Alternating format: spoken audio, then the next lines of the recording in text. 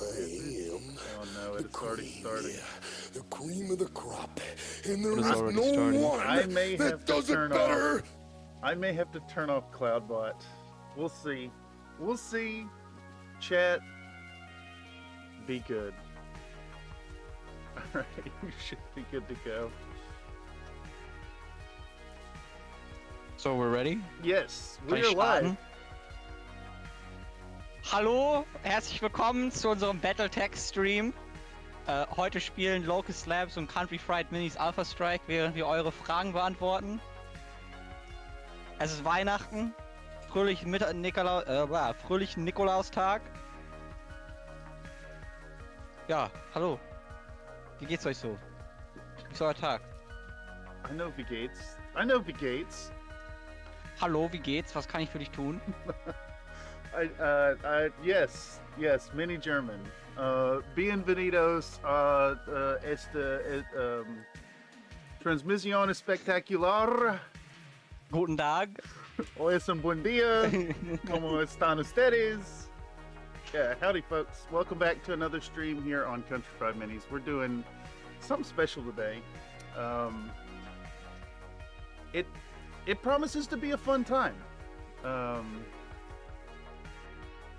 never played Alpha Strike, and Locust Labs here has never played Tabletop Sim. So Eugenius Mark, subscribe to the Let's channel. go! it should be a fun time. Shank time. Welcome, chat. If my game would start. Ah, there we go. It started. Excellent, excellent. We already have a subby. Thank you for the subscription. Okay, so format today, we're gonna play some casual Alpha Strike. I've looked over a little bit of the rules. Well, I watched some videos, so it should be a good time. It should go smoothly. Alpha Strike seems pretty similar, but a big focus of today is the Q&A. So if you have questions for our lovely guest today, please toss them in the Q&A section.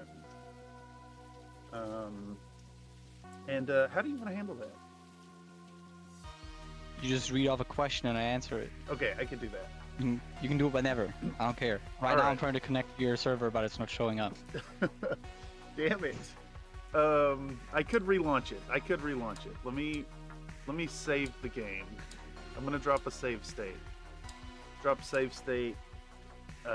call it AS backup. And why don't we do the first question while you relaunch it and I try to connect? All right. So first question comes from Comstar Knight. What was that? Tobias First of all, Fonstillion thank gave you, Chud Tobias, Babies for a gifting Steak 5 Biscuits membership. subscriptions. Holy moly. Thank you for the generous Tobias donation. Fonstillion gave Bubba DOOM1 a Steak Biscuits membership. All right. We're going to exit the main menu. And I'm going to relaunch the server. Tobias Fonstillion gave D3 a Steak Biscuits membership. I should probably do this. Tobias in the other Fonstillion window. gave Matt Holmberg a Steak Biscuits membership. Also, they Yeah. can't see So what they the can't password is see and what everything. the Yeah, I think that would be a great idea. Tobias Now- Fonstillion gave Phantom Harlock a Steak Biscuits membership. Now, something if you're unaware, the community here on Country Fried Minis tends to be full of a bunch of trolls. Comstar Knight donated a $1.99 super chat. Koenig Crab. Just wanted to see what TTS says. Hit me with the first question while we're doing this. Thank you for the generous donation, Comstar Knight. All right, I'm already overwhelmed. I apologize. Okay, here we go. Server live. First question from Comstar Knight. Hermit crab, regular crab, king crab, lobster, shrimp, butter sauce, cheddar bay biscuits. Regular crab. Regular crab. The hermit crab is cute, but it's also like it's just another light mech. I don't really care. The puma's right there.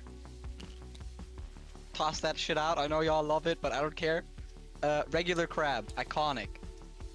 Great. Wouldn't want it any other way. King crab. It's an assault mech. What do you want more? I think it's a little overdone, but it's also like, it's good. You know, you don't need anything else. If you have a king crab, you can do whatever you want with it. You can basically slap whatever you like. LRMs, it'll run LRMs. You like large lasers and PPCs, it'll run that. You want 2 AC-20s and shoot some poor locusts out of existence with a single blat? You can do that too. So that's great. Lobster, never heard of her.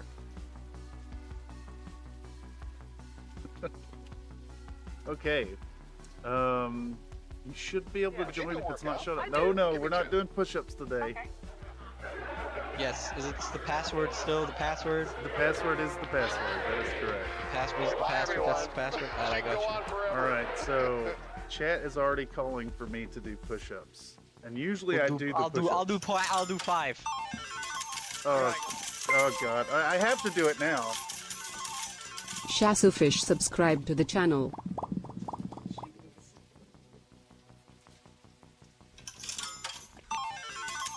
I did 5.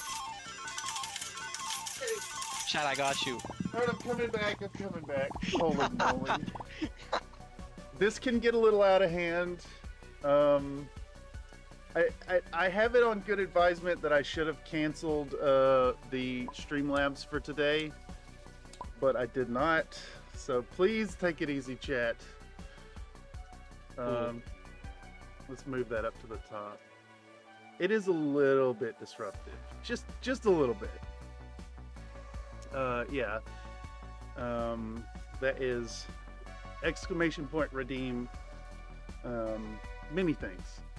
Okay, so second question we have: what or who got you into 3D modeling and building? Shout out to Egg Mech Guy.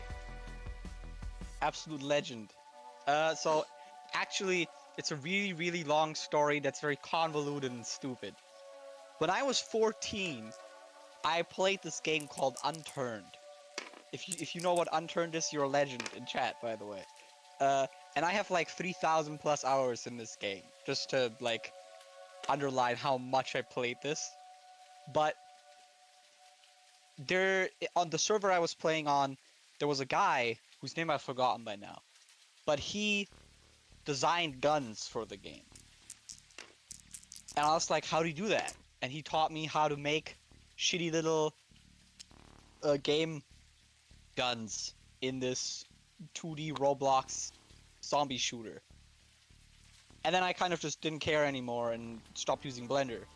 And then in my last year of high school, I was like, what if I made 3D models of stuff? That sounds cool. And then I just kind of did it, and I met this guy.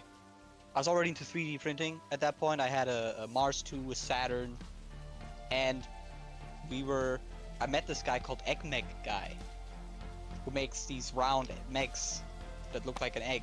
I love an egg. I think to start with, his stuff looks a lot better right now. Check him out, Chor. Shout out to you. But he started teaching me Blender again.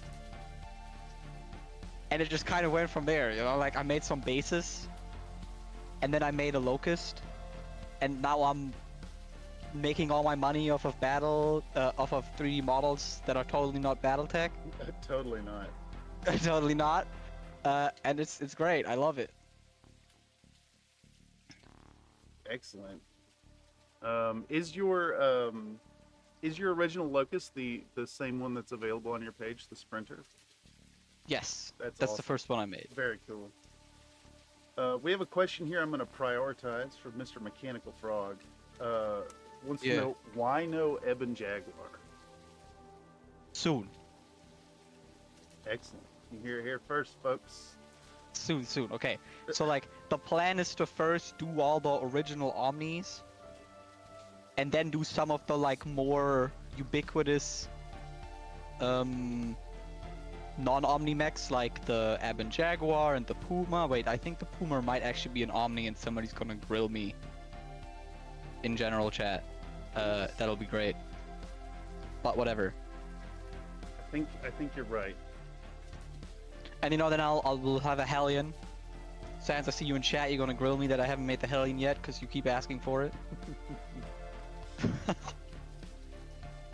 The Puma, I do love the Puma. It's regulars of the CFM community know I hate clan tech. Just hate it, hate it, hate it. I grew up playing BattleTech or looking in BattleTech books as a kid. The first book I saw was my dad's TRO 3050. So the clanners have always been the evil invaders in my mind. The bad guys. Yeah.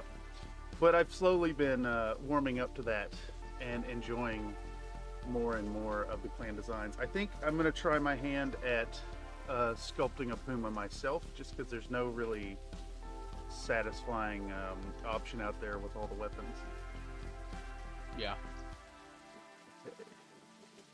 All right, so we'll take some more questions in a moment. Let's kind of go over establishing the setup of this game. Yeah. So I have my cards here in another window. I can show them to chat briefly. So my cards in the game have like, there's some weird stuff going on with the boxes. So I'm just gonna have to use my cards on the other side. I'm assuming it's just regular BattleTech, basically. Rolling initiative, getting in there, walking on the board, all that good stuff. Yeah. I'll explain everything as we go, but the initiative and the deployment phase is basically the exact same. Excellent. I want to answer 3 questions in chat real quick. Yes. Victor, probably at some point when I do another Learn month. Am I going to make more house theme packs? Yes, that's actually the plan going forward. It'll be house and clan theme things, continuing for BattleTech. Some months will be something like we'll do an infantry month, or a vehicle month, or a VTOL, whatever. But generally the idea is to do 2 mechs, 1 vehicle, 1 infantry pack, 1 vehicle, 1 mech, faction themed. And I'll try to announce the month before what the next month's theme will be, so that people who are like, I don't care about Kurta, but I really want Learn Commonwealth, you can leave and then sign up for the next month. I'd ask at this point, it's important to plug my tribes up. So if you hate Patreon and want to still support me and get the monthly releases, you can do that on My Mini Factory now. I haven't made a post yet because My Mini Factory sucks and hasn't published any of my posts yet. So here, I'll toss the link in chat really quick. Oh, and speaking of chat, for chatters, if you toss your questions in the Q&A, there should be like a little link at the top. It'll help segregate questions out into a separate tab, so it'll be easier to keep track of. And if chat starts flying, we won't lose your questions. yeah. Also, a question from Lucen Darcy. Yes, I will make other game content at some point. Specifically Beyond the Cradle. If you don't know what Beyond the Cradle is, you gotta get with the program. We can talk about that later. Excellent. Maybe somebody will ask. Anyway, you want to roll initiative? Let's do that. All right. So if you have a pair of dice, you should be able to Yeah, I do, but... drag select them and hit the R key to roll. Cool. Alright, I'm rolling. Okay. I've got a 6. I rolled a 10. Damn it. All right. So I figure normally you'd pick sides, but We're just doing the side we have. It doesn't matter. yeah, I think this map is pretty even actually. Yeah. Where do we want to call table edges here? I think this. I'm assuming this red line in the street. I think over that's a here table edge. is a Also, because like I don't think you could really fight behind that at all. You can't really move through those buildings. Yeah. Okay. Let's make the deployment zone 5 inches Okay. from the edge of the table. Oh, do we? So we're not walking on with our movement. We're. No, you just deploy. Sick. Okay. Cool. And are we playing all damage with 1 roll, like classic rules? Okay, that's up to you. We can either do all damage with 1 roll, or you roll 4 damage. So you roll a hit roll, and then for each point of damage you roll another die. me and Scorpia usually just play. You one roll and you do all damage or you do no damage. I'm okay with that. I think brutal is the way. I think if Alpha Strike is gonna be, we're here for the explosions. All right, so I'll move the first one on, and we're just gonna alternate back and forth. How does it work with Okay, you have 8 units. I have 5. Okay. So Is it the same way as BattleTech, where it's when it's 2-to-1, then you do 2-to-1? yeah. Okay. All right, so I'm gonna start with my Cyclops. I've got a movement of 8. How do you want to handle this water? Just ignore it? We just treat it. Can we turn off the rain, by the way? Yes. That would be great, because I hate the constant drizzle. Let's do off. There we go. It is a nice atmospheric effect, but yes. Yeah, but like the visual is good enough. I don't need to hear it the entire time we're playing. All right, so I'm going to start with a Cyclops, and what you can do here is when you set it down and you pick up the model, you can hold tab down, and it'll measure what you have going on. Now that looks like a hill to me, so I'm gonna reduce my movement by 1. Alpha Strike doesn't actually count that. What we do is just going up. Yeah. When you go up terrain, like if you try to go up this rock, Okay. you would have to measure how high the rock is, All right. and then you can walk up 2 inches. Babe, you're in chat. If I don't remember if it's 2 or 1 inch. Or you can walk up half your movement, I think, and then it consumes all your movement. Okay. Also, do you, just for confirmation, do you just want to do we deploy everything 5 inches from the edge, or do you want to do we walk on the board? Oh, wherever that's we want? right. That's right. That's right. I forgot. Yes. Deployment. We'll do deployment. You've already said that. I just forgot because I am negligent. All right. Do we need to? We go back and forth and deploy, or do I deploy everything? We go back and forth. Okay. Sick. All right. So 5 to 8. I should probably just have a piece of paper ready and do the calculations on that. I have deployed my Cyclops. Yes.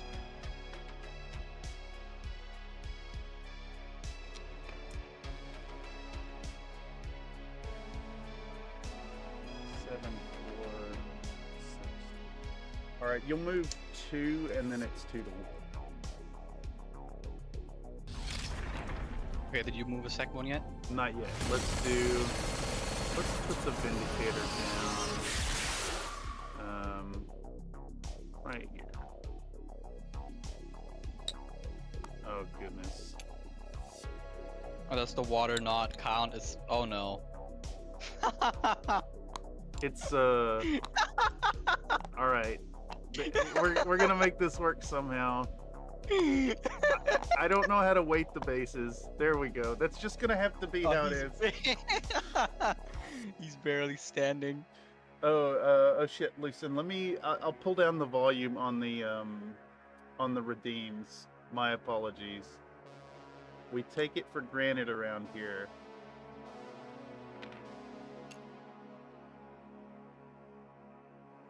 How deep is this water? Oh, that's not that bad. Cool. I've deployed my first unit.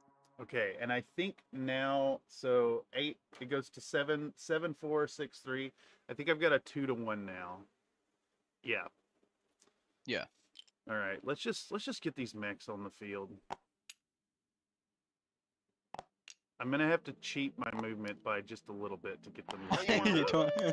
It's that woo woo. Rip Cyclops. Okay, all your mechs are saying way deployed. too loud. All That's right, only so in the morning. He's supposed to be up cooking breakfast or somebody, and so that's like an alarm clock. I need to let me hit this button. Those of y'all in chat who are not aware of the disruptive things going on with the redeems, there's a link here. I'm gonna put it in chat. where you can redeem your biscuit coins. You get 250 biscuit coins for every 5 minutes of participation.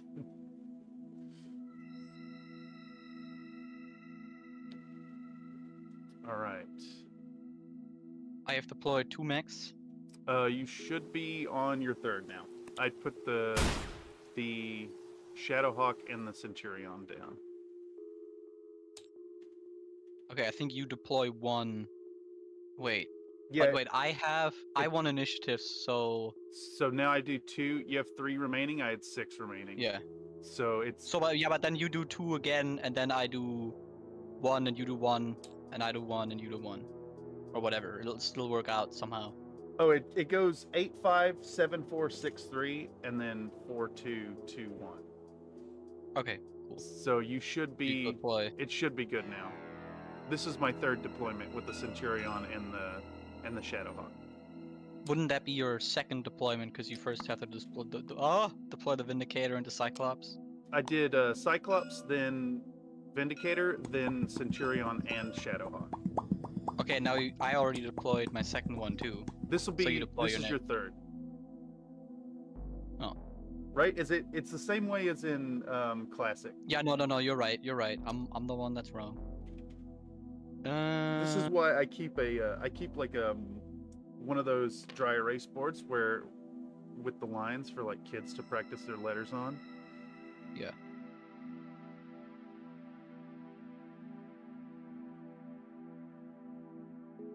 All right. If you want, you can ask another question while we Next finish our question deployment. is: does Locust enjoy Braunschweiger? And if so, what does Locust eat it with? No.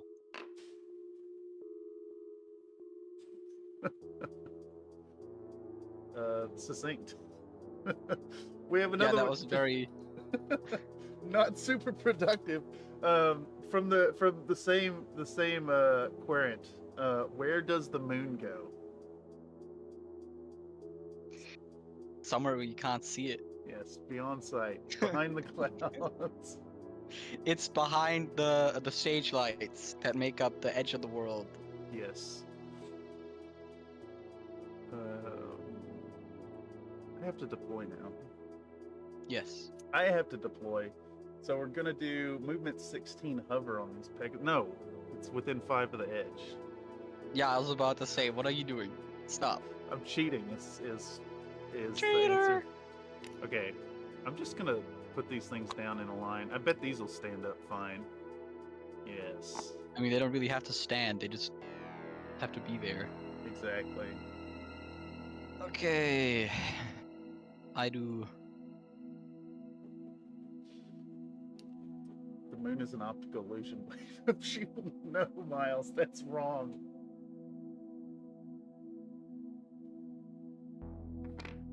Alright. And then I should put 2 more and you'll have the last. And there is deployment. no one Yeah. that does it better. I mean, I already know what you're doing. You're just throwing everything on the board, but I'll make you my know. movement decisions afterwards. There's only 5 mechs over there. What could possibly go wrong here? Ah! My Timberwolf fell. He Uh-oh. keeps falling. There might be some wonky terrain under there. Oh yeah, there's like a curved surface right here. I wonder if there's a way to adjust the gravity of these. There we go. I got know it. how to do I'm it. good. Excellent. All right, so we're deployed. Yes. We are deployed, and I guess this question is for me, is when are we getting a CFM swimsuit calendar? That is when there have been 420 requests for the CFOF. Yes, Wolk, that is TT Simulator. Hi. Yes. Fancy seeing you here. Yes, indeed. Okay, so we are deployed. We're ready to roll for first round, if I understand correctly. Just 420, yes. 420 requests. I originally promised the community they'd get sexy pictures at 69 requests, and they blew through that, so I've shifted the goalposts.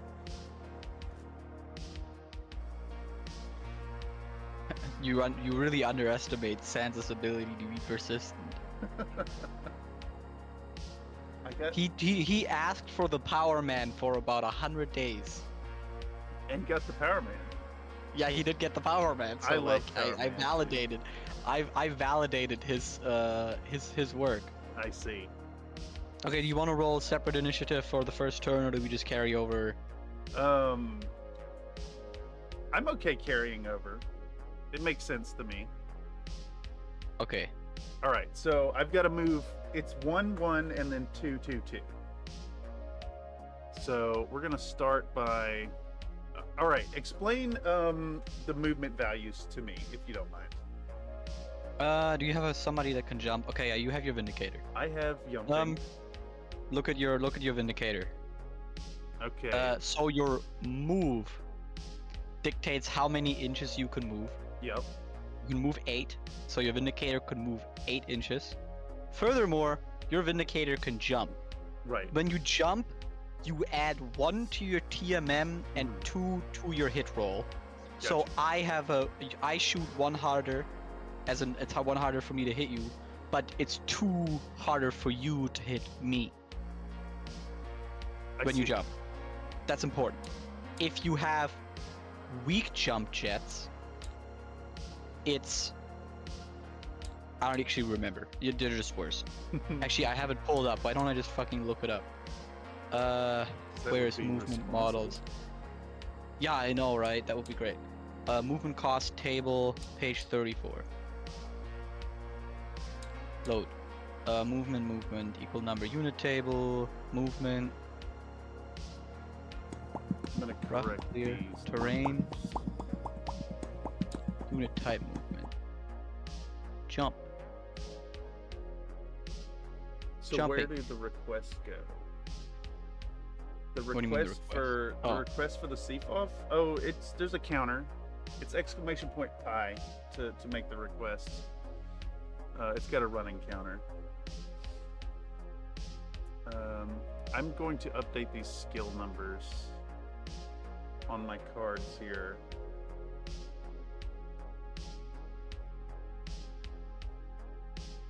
Indicator is a 2.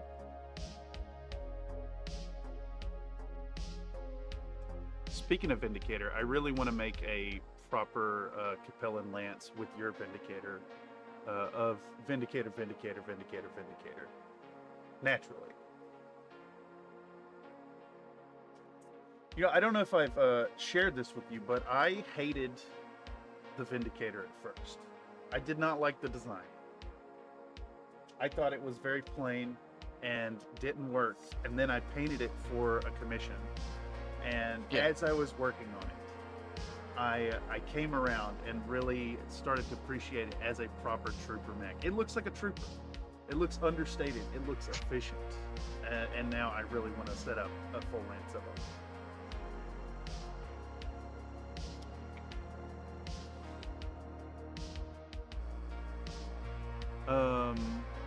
Vindy is the best, says Matt Holmberg. Okay, so I should just move at this point.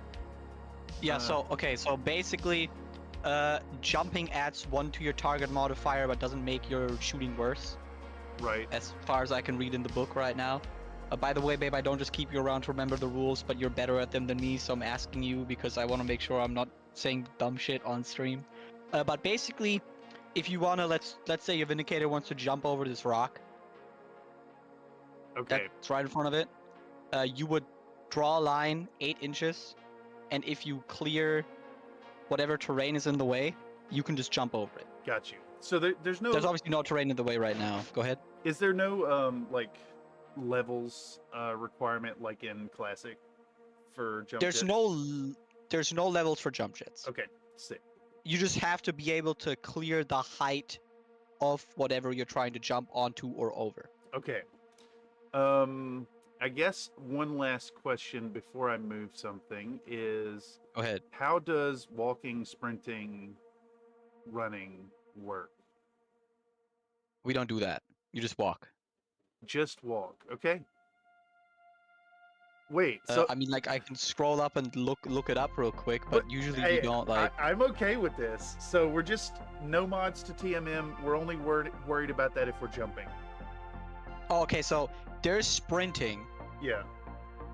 but if you sprint, you can't attack. Okay, how much does it add to your movement? It's 1.5.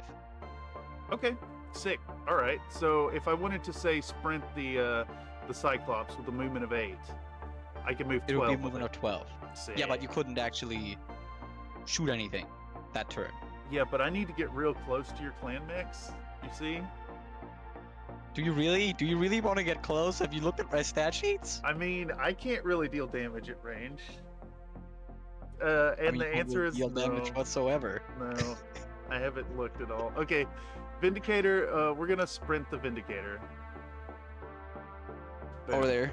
And then that's a yellow die, right? What do you mean a yellow die? To represent that I've sprinted. Okay, we can do that. Like I said, if you sprint, you can't shoot. Yes. All right, movement on to you. Afternoon, everyone. Well, hello, William Thompson. How far can my Nova walk? 10.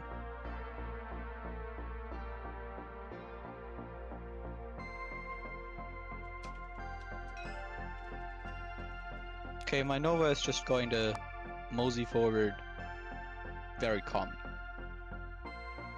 And a double helping of gravy. Double helping of gravy. Okay. Next, I'm gonna move. You have to move 2 now, right? One more single move, and then the rest are double move. Ah, yeah, makes sense. We're gonna move the Centurion, and I don't really know. Butter my biscuits. Where to go with it? We're gonna move 8 to right there. Also, I suppose it's important to mention one of the card thingies you have that I guess is important to explain. Yes. Is your Shadowhawk has jump jet weak, Yes. meaning that you do not get a bonus TMM from jumping. So if you jump, it's still just your TMM of 2 instead of 3. And it's just the flat TMM on the cards. Yes. Cool. Very simple. Yeah, it's very simple. That's why I like it. Shooting is basically made up. I'll just explain it when we get there. Definitely. All right, movement on to you. And what is the next question? Miles A asks, where do urban mechs come from? They come from a very horrible planet. I don't know which one, but it's really bad. Yes. My Nova over here is going to jump. I'd like a die. How do I change what's on the die? The number key. There we go, should jump. do it. That'll be the TMM it adds, Oh, I see. Okay. and that's 1 Gotcha, extra TMM gotcha, for gotcha. jumping. And I'll leave 6s for nothing. You know, I fully expected you to say something along the lines of, you know, when a mommy urban mech and a daddy urban mech love each other very much. No, the House Davion makes them in some factory. There's no mommy or daddy urban mech. Those things are forsaken by God. Yes, very, very reasonable of you. Okay, I have to move stuff now. Yes. I really don't want to get my hover tanks blowed up. Well, you have to move them, and you better shoot. Let's move the mechs first. So we're gonna move the Cyclops and the Shadowhawk. All over there. Yeah, let's go. We're here to brawl. Normal. We're movement. here to pew pew. Yeah, it's gonna end very quickly. Okay. There's some movement for you. Okay. Kid Fox. I'm still getting used to this. Urban Mech is the best mech. Surveillance Wizard, you're wrong. I love the Urban Mech. Don't get me wrong. He's cute. He's a fun little lad. But objectively, it is a terrible mech. Depends on the situation. It's very situational. I did my movement. Excellent. Egg. I have Excellent. never played in a proper setting, like a good city ambush situation, to take advantage of and enjoy the Urban Mech. But I do recognize the meme capacity and understand why there's so much love for Urban Mech. Actually, I should add that I owe Urban Mech a lot. Urban Mech is why this channel has any traction. You're wrong for loving the urban mech.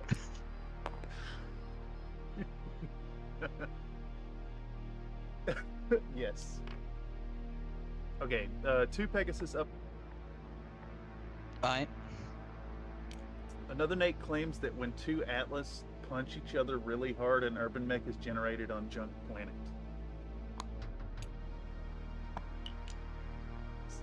Wish my mechs would stand. I think if they're having trouble, you can lock them, and then there's a little gizmo tool that you can move them with. I got it. But By the way, do we say these bushes count as any cover or just these like patches of tree? oh, let's just do the trees because they have the convenient base. The bushes, I mean, we could run them as cover, but I think simpler is probably better in this instance. Yeah. Okay, and then I've got to do my final movement. Because it's actually an Alpha Strike, it's inches through wood terrain. Yeah.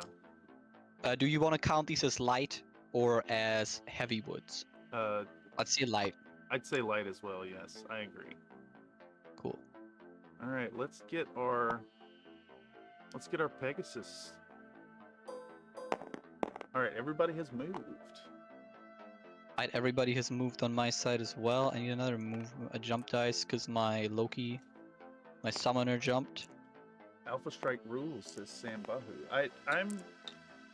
I'm going to reserve judgment. I've had an unfair opinion of this game, for a long time now, and I've never played it. So, to be honest, All I right. have to play it. Shooting phase. Shooting phase. Let me explain shooting. Yeah. Range, first of all, we'll explain the basics. Your skill, together with the opponent's unit TMM, Right. makes up the start of your math. So in case of my Timberwolf, if I was shooting, my skill is 3, it only shows 4, but that's because the card is messed up. I have a base of 5 to hit something at close range. At medium range, I'm hitting on a 7. At long range, I'm hitting on a 9 if you do not have an extra TMM. As in your TMM, not mine, obviously. So in this case, shooting at your Pegasus, I would be shooting on a 8 if they're in medium range, a 10 if they're in long range. But your Cyclops or Centurion, they both have 1 TMM, so I'd be hitting on a 6, and so on and so forth. It's always your skill, the enemy unit's TMM, and the range you're shooting at. Okay. One other important component is overheat. Yes. You can overheat for 1 point to do 1 more damage on a successful hit, and get 1 or as many points of overheat as your mech can generate. And they will not go away till you don't shoot for a turn. Right. And if you hit shutdown, you shut down for the next turn and then lose all your heat. Okay. There's a few other things like case means there's no ammo crits. Indirect fire 1 would mean that if I wanted to spot for my summoner as example, I could do that and then still do 1 damage on a successful hit. Okay. And then if you look at my Blackhawks, my Novas, they have case, ECM, all this stuff that I do not know that's not important for us right now because that goes into like larger battles where these type of things actually matter. But let's get shooting. I don't actually know. You shoot first, or do I shoot first? I think I shoot first. Is it reversed from regular initiative? Let me look. Double checking. Combat phase.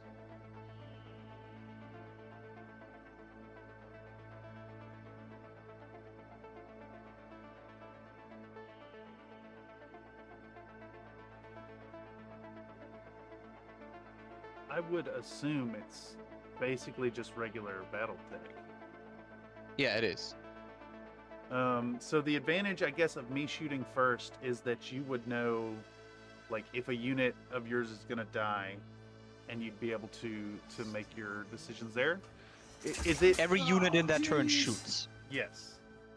So you would shoot first. So Okay. I could decide if I wanted to overheat. Got you. Now, I guess the next question going in is it like classic BattleTech that we declare all our shots first, or do we do shots one at a time? We just do shots one at a time. Okay, I figured that's The cream of the part of crop, the and there is no simplicity one of it. that does it better. All right, so Cyclops, what's long range here? Where's my brackets? 6 inches is short range. Okay. 24 inches is medium range, and 48 inches is long range. Anything beyond 48 inches is super long range. That's still a thing you can do, but we don't. Oh, this is okay. So we're doing the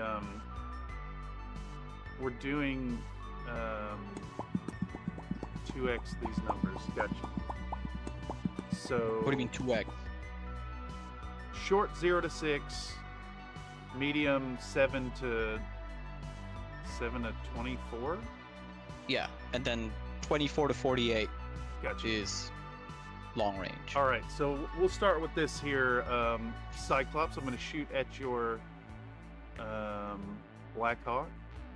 And that would be shooting through light tree cover. Oh, how far?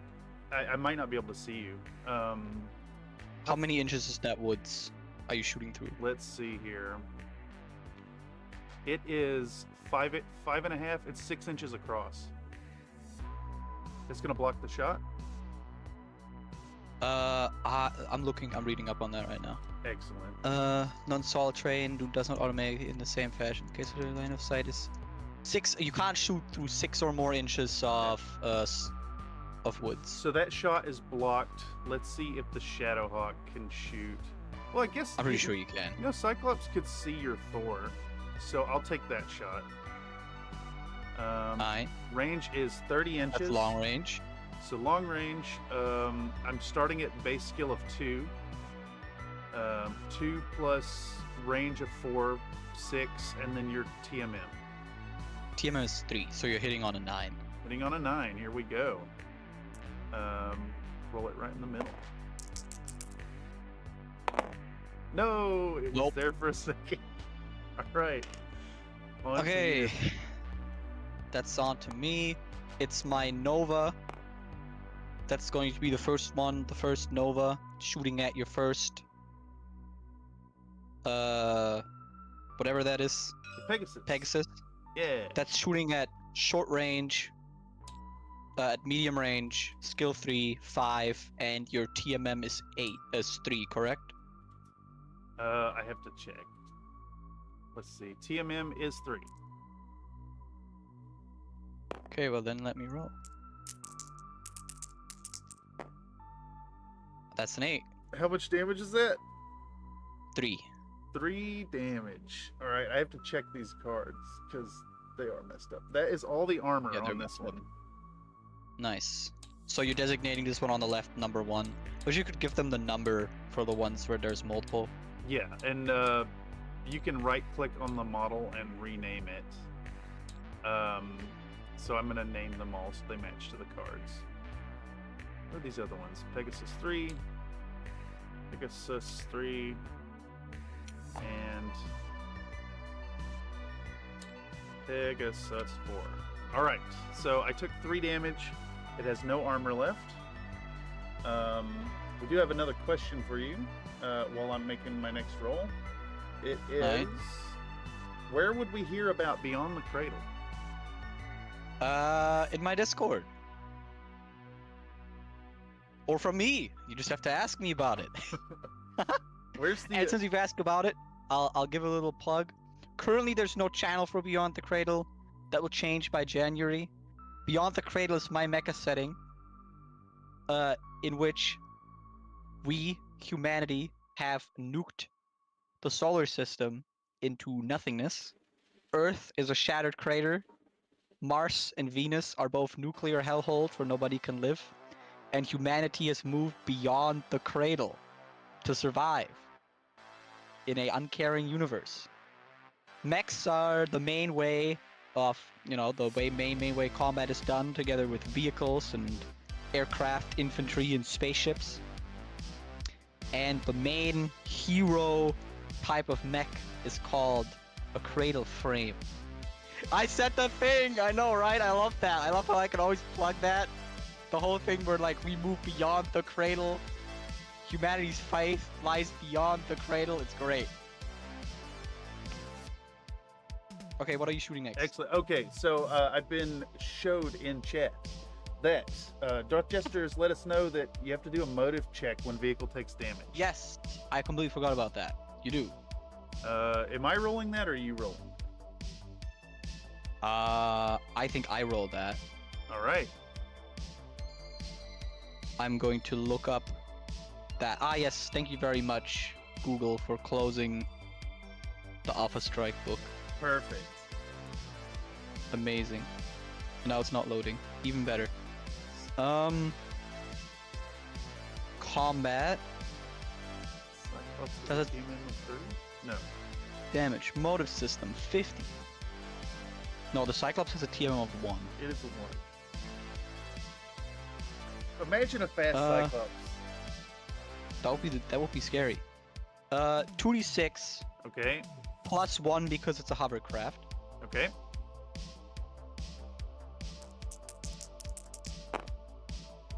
That's 10, 11. Oh god, okay. An 11 is minus 50% movement and minus 50% TMM. Okay. So we'll do half movement there. And then I don't... And... Go ahead. And if it's a fractional move, so like your TMM 1.5, your TMM is now 1. Got you. I will adjust it with writing on the card. Let's go. 1. Excellent shot. And your movement is only 18. 8 now. Instead of 16. Motive hits are brutal. Oh yeah. Okay, excellent. So I need to declare a single shot, and then it's 2 for 1 from here on out. I think I'm going to go ahead and just shoot with the Shadowhawk at that same target. We're going to put some shots on your Thor over there. That is 32 inches, so long range.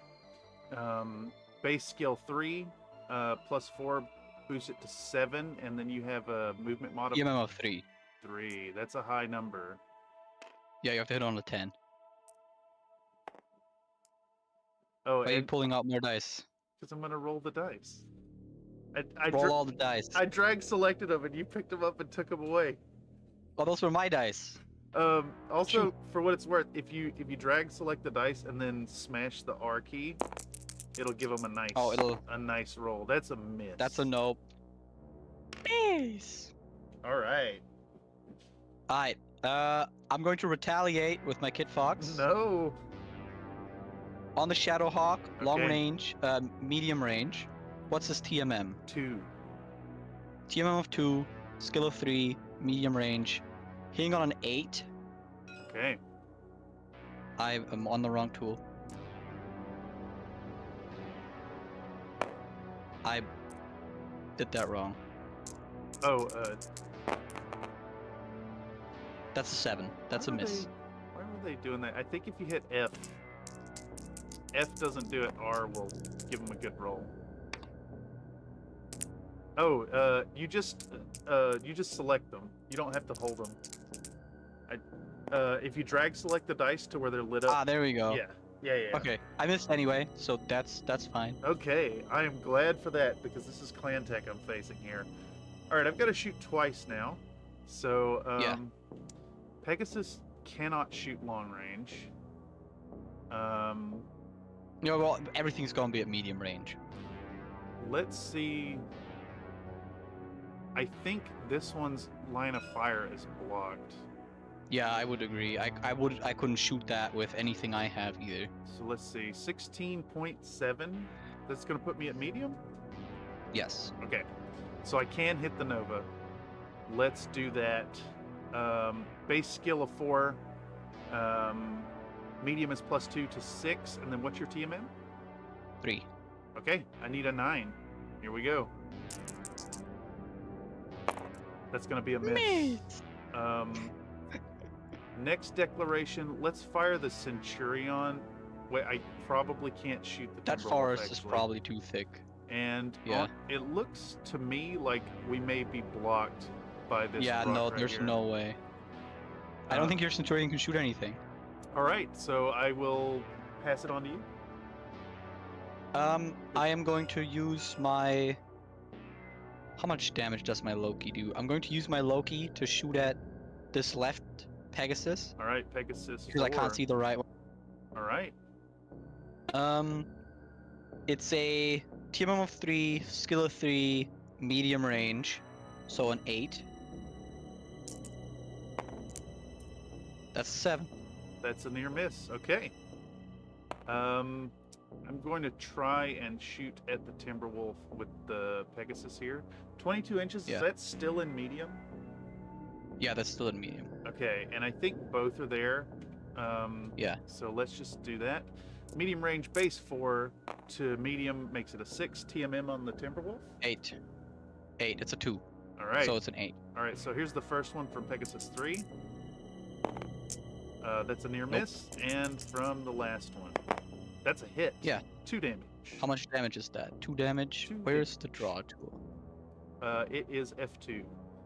And then while you Where have do I it go back? selected, you can use plus and minus to change the size.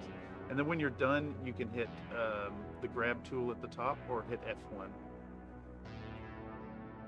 Cool. Excellent. Now the Timberwolf shoots back. At the left one. All right. TMM of 3. Medium range. Hitting on a 8. That's Oh, a hit. that'll do He's it. dead. That's dead. He does 7 damage. Oh, God. Blat! So we will just delete. Okay. That's number 4. Let's flip the card. Boom! I can just delete the card. That works. Yeah. All right. Cool. You have someone else to shoot, correct? No, I do not. My Nova is blocked. Okay. I can't shoot anything. Clan tech superiority already happening. All right. Next question. As we go into rolling Next initiative round. here. Why isn't either one of you playing with the Power Man mod? The what? The Power Man MOD. Power Man. We don't have it. I don't know. There's no great answer for that one. I'm sorry. I didn't know. Ah. I do need to paint one. And speaking of painting things, if anybody out there wants to get in on a tabletop sim game here on the channel, just shoot me a message on Discord. Sign up on the Discord. All I require is that you paint your mechs and scan them in using photogrammetry. Alright, have you rolled initiative yet? No, I'm doing it right now. That is a 7. That is a snake eyes. Okay, you got to move first, and we have new numbers. So it's 7-5, which goes into 6-4, which goes into 5-3, which goes into 4-2, 2-1. So last 2 moves of mine will be 2-1. Okay, my first move is...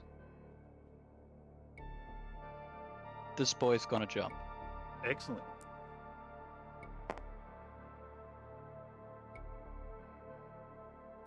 right. I want to meet this feller on his terms. We're gonna take The this. feller. Yeah. What's my movement here? 8 jumping. Ooh, what's your TMM currently with the jump? 3. Okay, I can do that. I can fight that. So we're going 8 inches up with the Vindicator. Is he jumping? No jumping. Okay. I maybe should actually. I have a skill of 2. Yeah, I'll do a jump. I'll do a jump. No, it's +2. I'm not jumping. No, it's not. It's just 1. It just gives you an extra TMM. It's +2 for me to hit though, right? No. Wait. There's no I said that earlier. There's no penalty. I At fully least not as far as I misunderstood that. could. At least as far as I looked it up, it doesn't say +2 on the TMM. So it's not harder for me to hit the target? Apparently not. Oh. Okay. I'm okay with this. I will jump in that regard.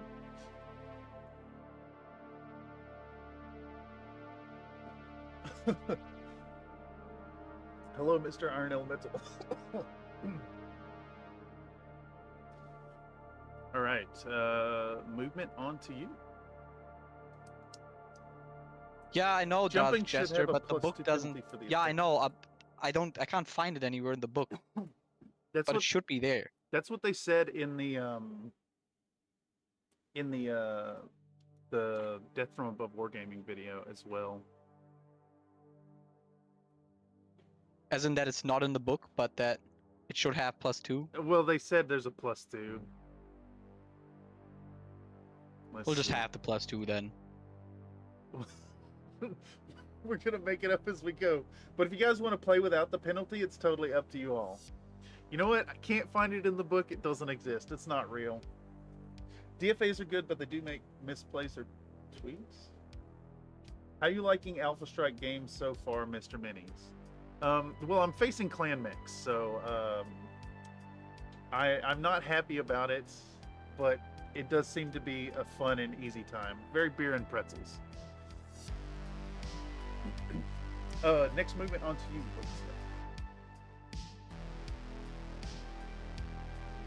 On to me, you say. +2 for attacker at shooting after jumping. We've got 2 people saying that's an it's a thing. Pull up the screenshot from the book. I can't find it. I'm blind. Because I also remember us doing that, me and my wife, but I'm looking at the book right here. Expanded movement modifiers table. Attacker jump +2. I see it right here. Combat reference tables. Oh, you have all of these here? Let's go. There's a lot of tables. Yeah, there's a lot. Oh my god. There's a lot of Offboard tables. Here you go, right artillery, here. Right. expanded movement tables. If you can see my ping. It makes a little noise and makes a thing pop up. Oh, you're pinging it on my side of the board. Yeah. Yeah. I mean, makes sense to me. We're doing that. It's a thing. It's a thing now. Dang, I'm at work and can't drink beer. Also left pretzels at home. Well, that just means you have pretzels when you get home. Let's go. Oh, we have all the tables here. That's so nice. I don't ever have to look at the book. Yeah, I found this in the workshop. I went through a few different maps, and this one looked neat and worked, so went for it. Now you see all the charts I always have on my phone that are open. Yeah, it wouldn't be BattleTech without a bunch of charts out. And actually, I have to go on record here for the CFM community and say there's a lot of charts. This number of charts, I have to amend my statement. I have claimed in the past that Alpha Strike is not BattleTech. It is BattleTech. It's BattleTech. Okay, I've moved my second unit. Alright. I'm going to move. Ooh, I think boy. you've moved 2 now, right? I move 1 1. Oh, 1 1 1, and then 2 2. Okay. Wait. It's when it's so it was 7 to 5. So first movement takes us 6 to 4, then to 5-3, then to 4-2, and then it doubles up. Hi. LMAO, it's BattleTech. I have long said that this is not BattleTech. BattleTech to me is the crunch, is the charts, is the roll to hit, roll to location. I am a big fan of that. I think that BattleTech is unique in that because it's so crunchy and it's so random that it can kind of make me be okay with losing and really enjoy that my opponent is having a good time. All right, I have moved my Centurion. All right, then my summoner's also going to move. David says, I've got maybe 15 minutes before I've got a toddler duty, but so stoked to see you giving Alpha Strike a go. Yes, to focus in the new year, to be less of a stick in the mud. Also, more photogrammetry games. Alpha Strike is just faster, too. Yeah. That's why I like it so much, because you can actually like get something done. So my game versus Tobias was broken into 2 episodes. It took 7 hours to complete. Jesus Christ. It was good though. We had full RP. We were playing on Kukin's Pleasure Pit. It was fantastic.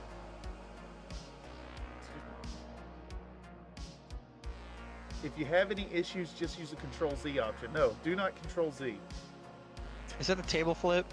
No, it Control Z undoes things, but it's like it's some arbitrary point in time, not undoing the last thing you did. Oh, Lamau. Okay. Nunya says BattleTech is a transitional war game. It rides the line between board game and war game. Oh yeah, and I love it for that. It is a board game, objectively, especially when you're playing with the hexes, and with the rich and deep lore, you can also get that like historical thing going on, which is awesome. Have you moved to yet? Yeah, I moved the Centurion. And I already moved my summoner. So it's Oh your turn. shit! I didn't see the die. Got you. I have 2 left to move. All right, so I double up. Wait, you've got 2 left to move? Yeah, I got the Nova and the Kid Fox. Okay, yes. So I move 1 more, and then you've got 2, and I've got 4, and I've got to double down. Okay. So let's. What do I do with this Cyclops? I need to get shots with the Cyclops. We're gonna move it over here. 8-inch move. Cyclops is out. Hello. I drew. I didn't mean to draw. Meant to measure. Lots of drawing happens usually here. It's usually kind of vulgar. I gotta admit, it is a breath of fresh air to not have penises all over the table. My Nova moves No. over here, How could you do such a thing? away from the Cyclops. It could probably stand up to it in a 1v1, but it's like, nah. Definitely could. Okay. Alright, it's your turn. All right.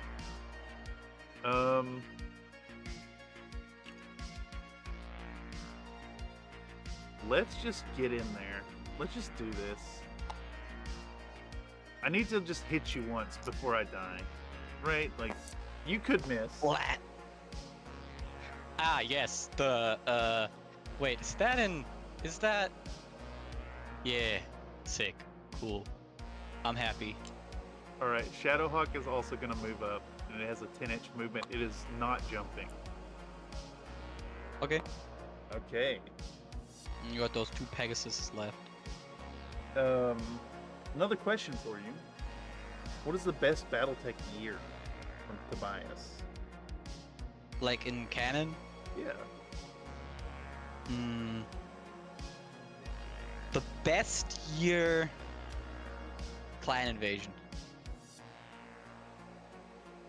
Like when it comes to like the game like expanding and things happening, I think like actually like 1 sec. I'm actually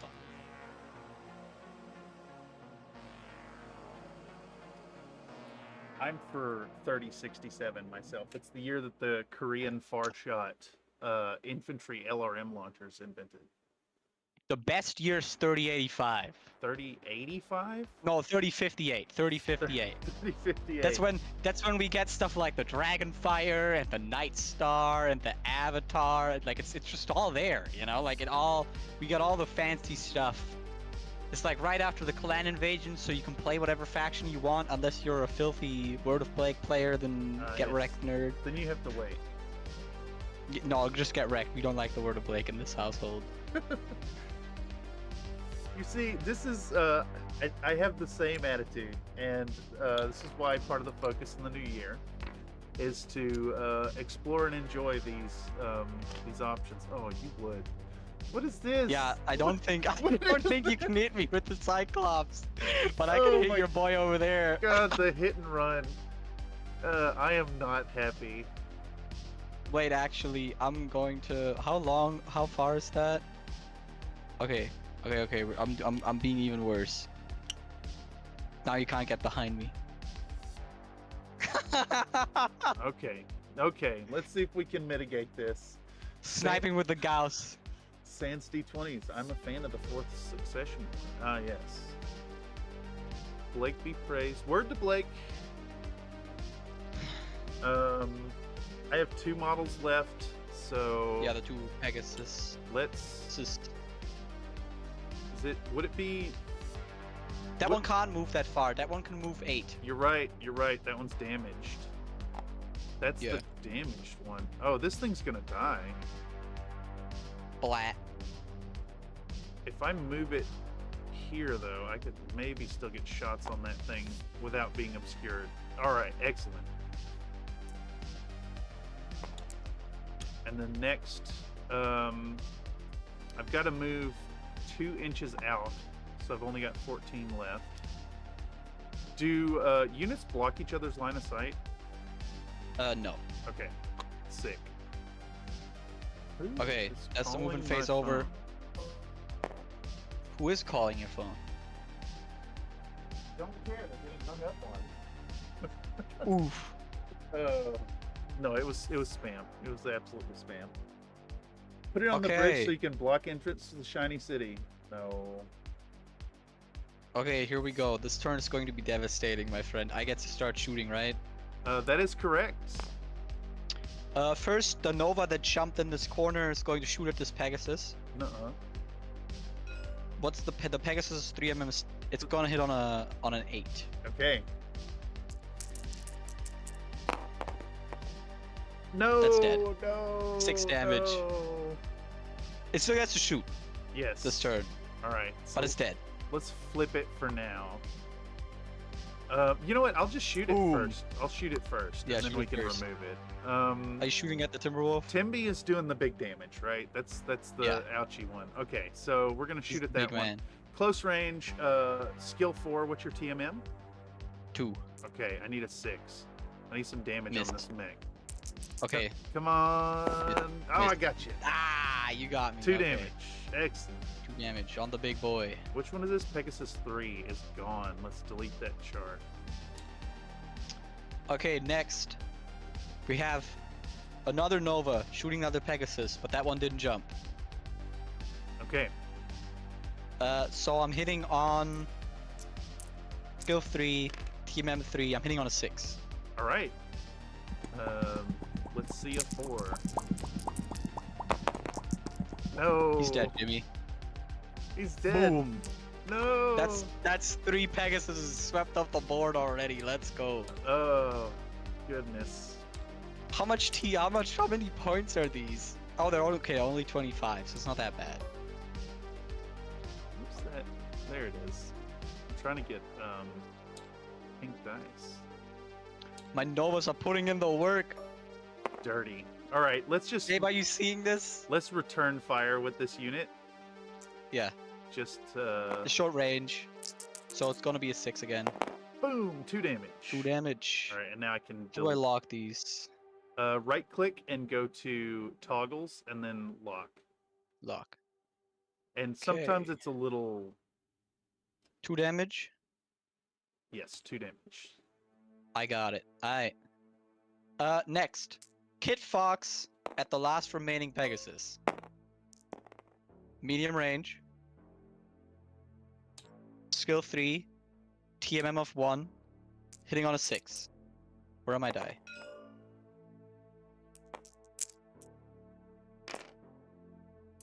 All right. Are they alternating shooting? We are alternating shooting. I think that's a leaner, but Pegasus is dead. You can't miss. So You're dead. We'll flip that one and then take a shot with it. 13 Yeah. inches? It was 16 inches. Or between that one. Between the Nova, yeah. So That's medium range. medium range. Let's go. Looking for an 8. That's a miss. Pegasus gone. The vehicles are dead. I swept all your Pegasuses off the board in 2 turns. That sounds about right. That's kind of what I expected coming into this. I have 2 more turns to shoot. I have 2 more mechs of shooting. You have 4. Okay. So I guess you start shooting 2. 2 to 1. Okay. Yeah. Let's concentrate fire No, here. I think it's 1, 1, and then 2 at the end. 1, 1, and 2. How many do you have left? 2. You have 4. No. I don't know. Yeah, I think it's 2, 2. Because I've got 4 to shoot left. Yeah. Yeah. I'm bad at math. It's okay. I mean, it's all the same, really. Vindicator's gonna shoot at your Mad Cat, I believe. So range is 17 inches. That's still medium, right? That's still medium. Okay. Comstar, you only get heat if you overheat. You don't just get heat for shooting.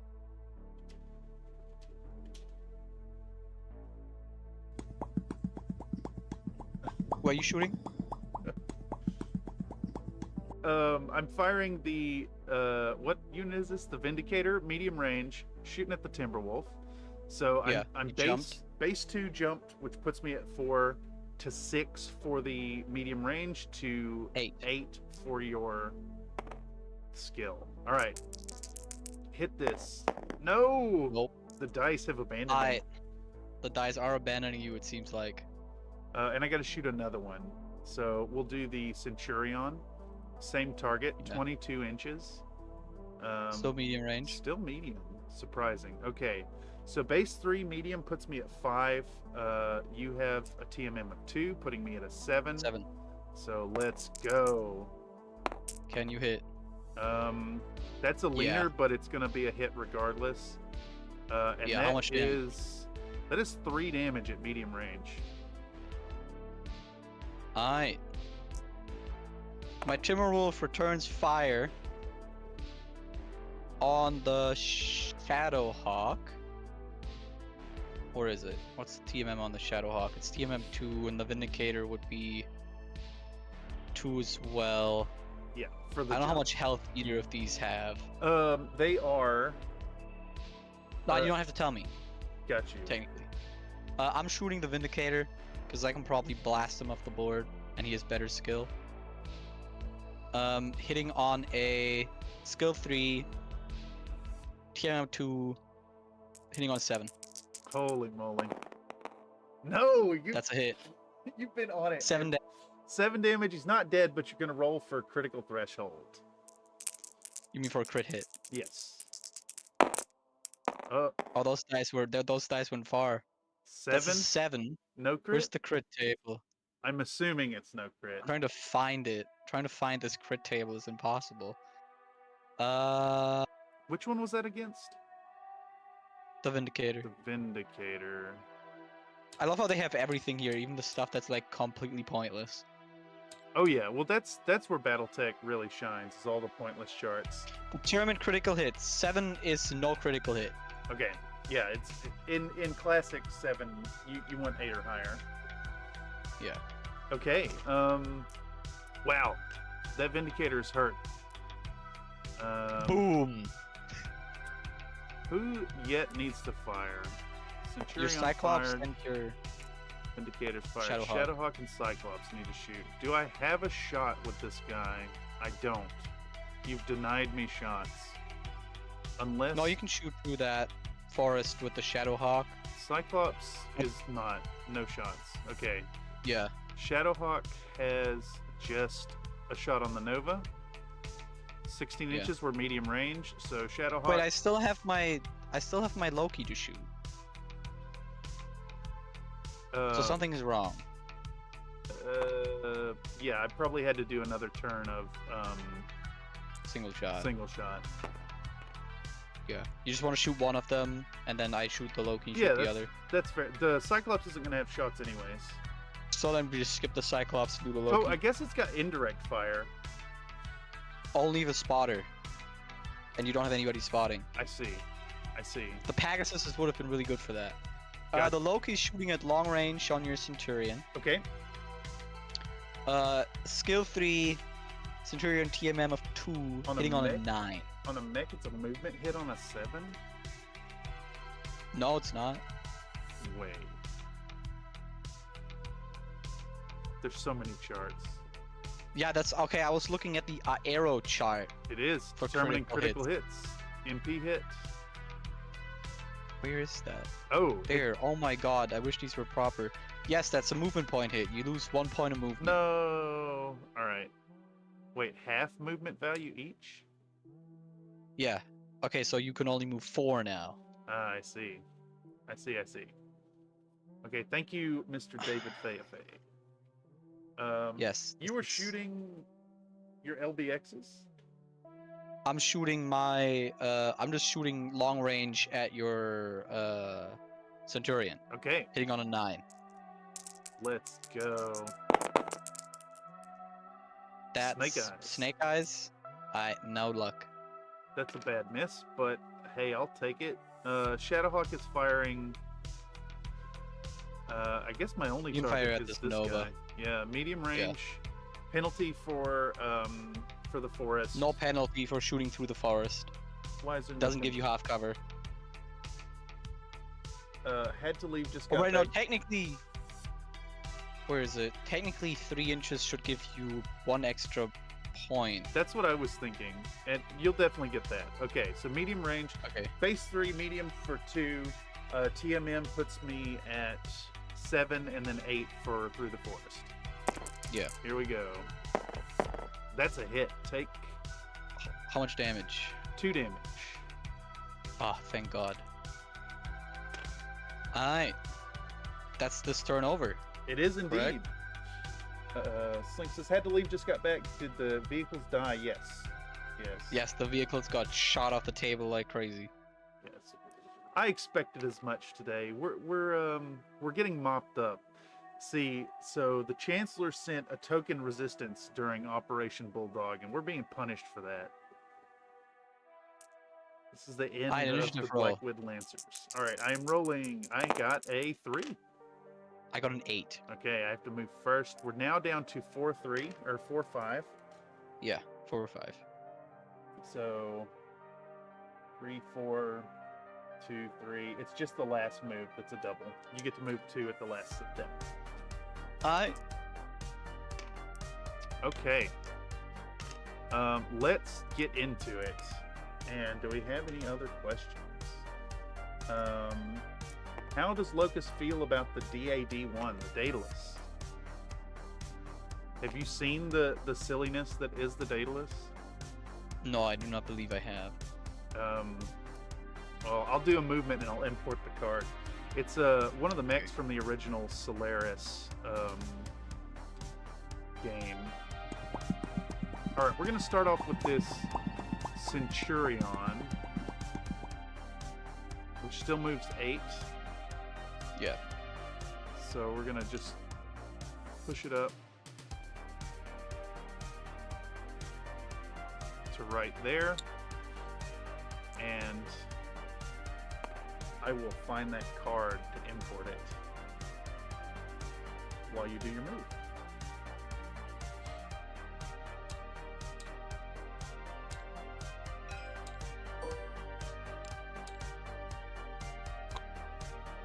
We will have a venerable brawl.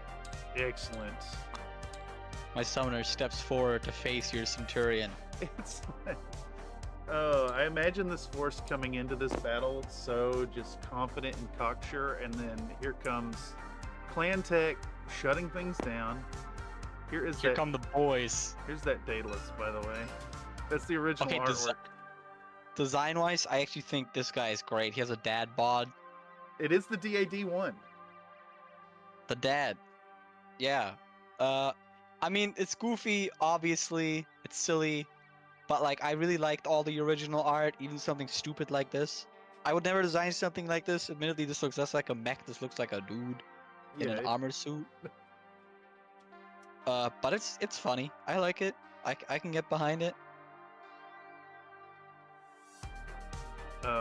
Another Nate dove into sculpting and made one up. It's quite fun. Keep it on my side of the table because I'm winning. Your turn. Okay, so Vindicator can jump half speed. Yeah, you can jump 4. Oh, this is bad. You're not getting away. Get back here! We're actually just gonna, yeah, we're gonna jump. We're gonna jump. We'll jump. Gotta jump. Alright, that's my move. Fantastic. It looks like it wants to know if you want his 1987 IROC Camaro. I moved in response. This Nova is also coming to brawl your Excellent. Vindicator. Alright, let's zip over here and try to concentrate some fire. So Shadowhawk is going to run, well, walking speed, 10 inches. Wait, is he running or is he walking? No, he's walking. Okay. Okay, I need to shoot. you do.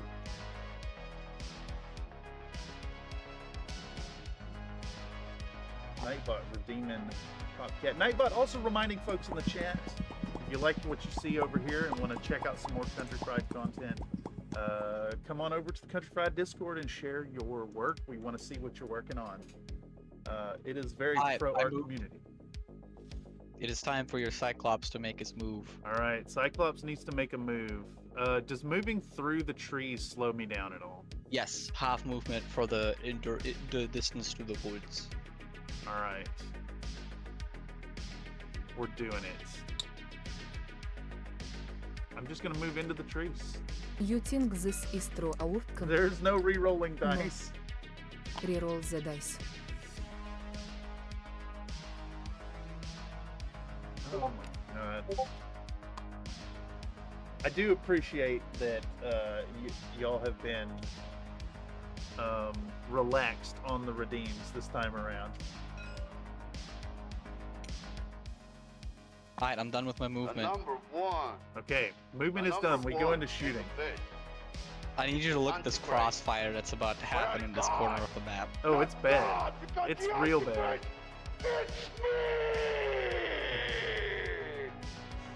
I don't like what you've done with this Timberwolf here. I just want to go You on can shoot record and say it. He can shoot anybody. Yeah, yeah. No, it's great. I gotta take out at least one mech. Okay, so I've got to shoot first. I'm gonna fire. I'm gonna shoot at that Timberwolf with the Vindicator. Alright. That is Medium range. medium range. Base stat is 2. I jumped, so to 4, to medium is 6, to 8 for your TMM. Yeah. Wait, we have this Can you do dice area. Oh, we have a dice tray. We can just roll in that. That's a hit. You did. How much damage is that? That's gonna be 2 damage. Roll a crit. Rolling for crit. Oh, I'm gonna blow this mech up right now. 7. That's That's movement. the movement point hit for the next turn. Are Okay, these your my turn to photogrammetry shoot. mechs? Yes, yes they are. My turn to shoot. Nova into the Vindicator. Short range. TMM of skill of 3. TMM of 3? Yes. TMM of TMM of 2. Wait, do you even get TMM at 4? Yeah, I think you do. Okay. So I'm hitting on a 5. Oh no. That's He's a hit. dead. Who's this against? 6 The damage. Vindicator? Yeah, 6 damage. He's Yeah. dead, Chip. Delete. will delete the card as well. Now, all right. So continue, Amos. We're gonna fire. I would really like to kill that Timberwolf. You may try, but perhaps you will fail. I think you have cover to my Centurion if I were to shoot over there. Yeah, What's cover add? +1. Is I'm just it gonna worth ignore doing? everything else and try to kill this one Timberwolf. I mean, that's how you take it out, right? And if I can remove it off the field, then that's less rolls you're gonna make on your turn. Yeah, I'm gonna shoot at the Timberwolf, medium range with cover. So base 3, medium to 5, TMM to 7, +1 for cover gives me an 8. Here we go. Can you hit? The answer is yes. Yes. How much damage is that? Centurion does 3 damage at medium range. He's dead. Oh, beautiful. No more 7 damage from that guy. But I still got to shoot this turn. But it's true. I'm actually just going to shoot him at your Shadowhawk. Okay. Medium range. What's the Shadowhawk's TMM? Shadowhawk has a TMM of 2. Alright. Die, That- Claire. 4... 7. That's a 4. That's a cock die. You can reroll that one. I must insist that you make that No, roll at 20, good sir. Ah! That's a 1. Roll a 6. There it is. He's dead! Well, I don't know if he's dead, but that's 7 damage. He is 2 damage internal, so roll for crit. Let's go, baby. That's a 7 movement halved. Okay. It's been dead on with the 7s. Timberwolf is gone. Oh, nice hit. Excellent reroll. My luck is coming through. Excellent. You can ask my wife about that. Oh, I'm just happy for the spectacle. Okay. That leaves my Shadowhawk and the Cyclops. Yeah, and I still have 3 mechs to shoot, so we're good. Whatever. Which one do you want to do first? Let's do Shadowhawk versus the Thor. 11 inches, so medium. Yeah. Base 3 +2 for medium, +2 for TMM. Yep. All right. Looking for 7. A double helping and great. That's a miss. Nope. Uh-oh. My summoner is going to shoot at your Centurion, because that's what he was going to do first. He's going to ignore the Shadowhawk. Because he doesn't care. That's a skill 3, TMM of 2, medium range, hitting on a 7. Excellent. That's an 8. Damn it. That is 5 damage. Damn it. Bam, bam, bam, the clanners are coming through. All right, Centurion has 5 armor, so you've stripped the armor. Oh my god. All right, I'll give you your push-ups, but I'm gonna roll my I'm gonna roll my shot first. Cyclops Okay, I'll is do gonna. 5. Bye, everyone. All right, let's do this shot. So 8 inches, is that still medium range? No, right? that's medium range, yeah. Okay. So since Cyclops is firing, how much forest is between me two? Am I getting through it? Yes. Yeah. So base 2 +2 for medium +2 for your TMM.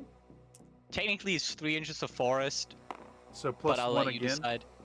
Nah, well, you can just do 6. That's fine. I'm okay with the 7. It's gonna be a hit you for hit. 3 damage. All right, Nathan. I'll One give is you your this. push-ups.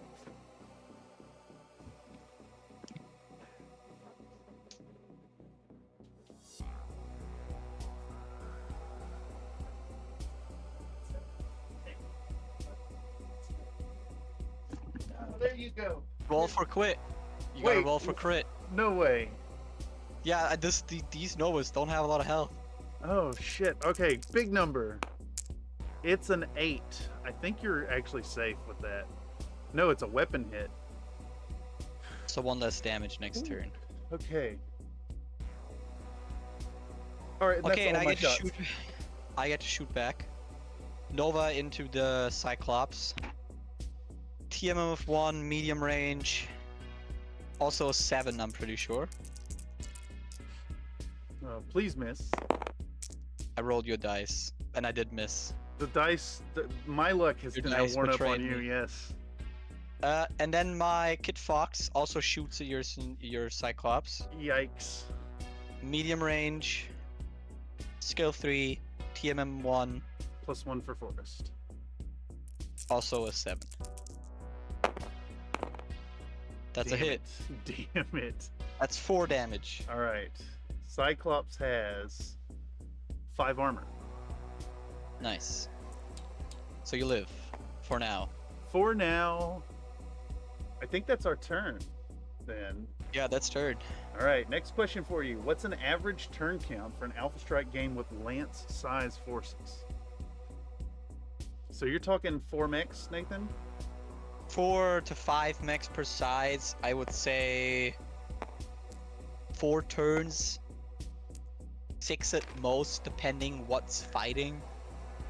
But like a usual match will be around 250 to 300 points. If you bring a single lance of mechs for that amount of points, you're usually either looking at clan tech with skill 3 or skill 2, or you're looking at really big assault mechs that do 7 to 8 damage at medium range, like this Timberwolf. So while they will have a lot of health, they also do a proportional amount of damage. So you will not go longer than 4 to 5 turns unless everybody's missing everything. Yeah. Yeah, I see the appeal to it. It definitely strikes me as like a lunch break type game. Like you could play it really quick if everybody knows their rules and you have a really small force. Yeah, it just goes like that. Okay, I guess we're on to Alright, initiative. Yes. I rolled snake eyes again. We have a super chat coming in from Nathan. So thick. Is she gonna rob you of your W's? Nathan donated a $5 super chat. Cuffs cuffs. I can break these www.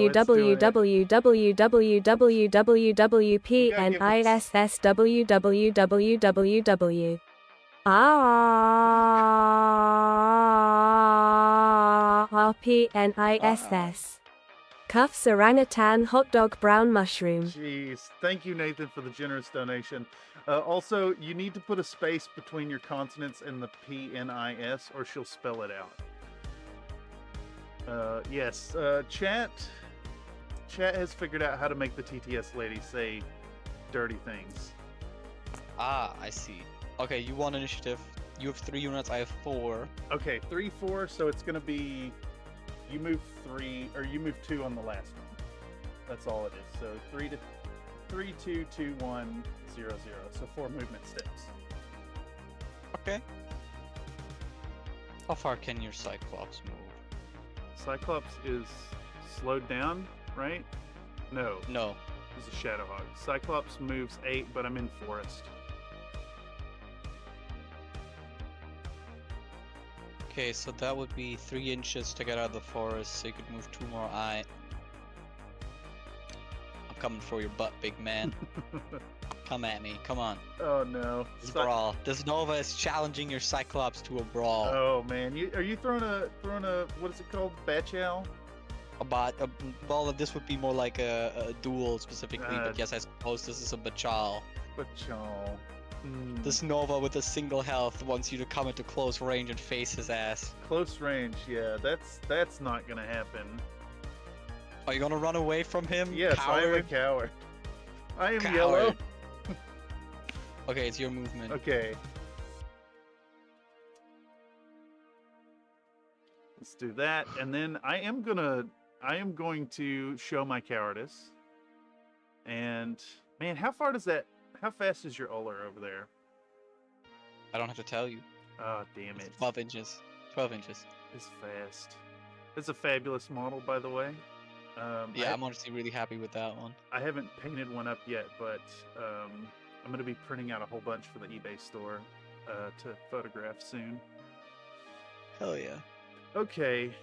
I don't think there's any way I can avoid getting shot at by that. So we're gonna have to move the Shadowhawk, I think. Where's my good range? Short and medium are both fine. Can I jump? No. You would, Mako is giving you $10 and asking you whether or not you would actually refuse the bachal. Holy shit. Thank you for the insanely generous donation. Mako _ Helios donated a $7.18 super chat. You would refuse the bachal? Yeah, absolutely. I'm a dishonorable spheroid. Coward! No. Tactics is tactics. Coward. If I was playing clanners, I might still refuse it. I'm thinking of doing a Clan Wolverine Star of Wolverines, just so my clan opponents can eschew Zilbriggen entirely. One does not simply refuse the bachel. Sure they do. You just say no. I know it's the hardest word in the world to say, but sometimes it's the way.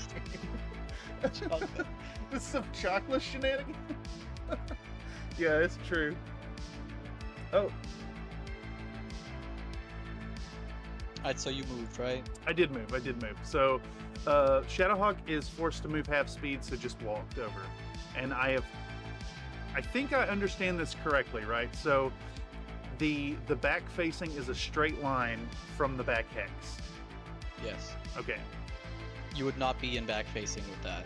But like, I'm also not turning my back towards this side, more or less. Well, I mean, if let's just say this Nova ran like right here, which it can't, that would be in your back. Like, I would have to be behind this line that I just drew. Nathan donated a $2 super chat. Penis but whole vagine nor orangutan hot dog pizza mushroom. Thank you for the generous donation, Nathan. I'm glad to know that you don't have to put the space between the P and the N. Darth Jester says, by the way, if you're interested in some other models using your TTS games, a buddy of mine has been photographing some minis and loading them up in a TTS workshop mod. Yeah, that's awesome. Feel free to message me directly. That goes to anybody. This is my job, so you know, I live on Discord. You're drawing on the map? On accident. Okay. My Yes. Uller is mostly in the back of your... Don't draw it, don't do it. Don't do it. Nope. Don't do it. Nope. Deleted. Out of here. I can't get rid of the dog. Yeah, you can't get rid of them. Okay, I got rid of them base. Okay, it's your turn to move, and then I have to move too. Okay. So you've moved the Kit Fox. Yeah. You have left the Nova. No, I have this Nova in the back and this Okay. Summoner. Alright, so I will lose an inch of movement, right? I have an inch of forest left, it's cut in half, and it rounds down. Yeah. So to get through it, I have to move to there. Damn, I can't even, like... You can't go anywhere. I can't Come go on, anywhere. fight me. Brawl me. Come on, do it. Coward. I'll go right coward. there. It's a sidestep. It's a strategic sidestep. I'm gonna fight you. You're a third of an inch out of short range. Yeah, it's measured in inches, but it's a game of centimeters.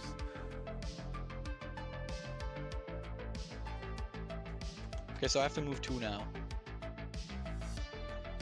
Yes, his last movement. And How much can that Centurion move?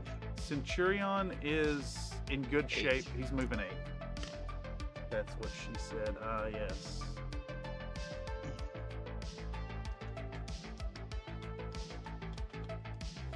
Ah, whatever.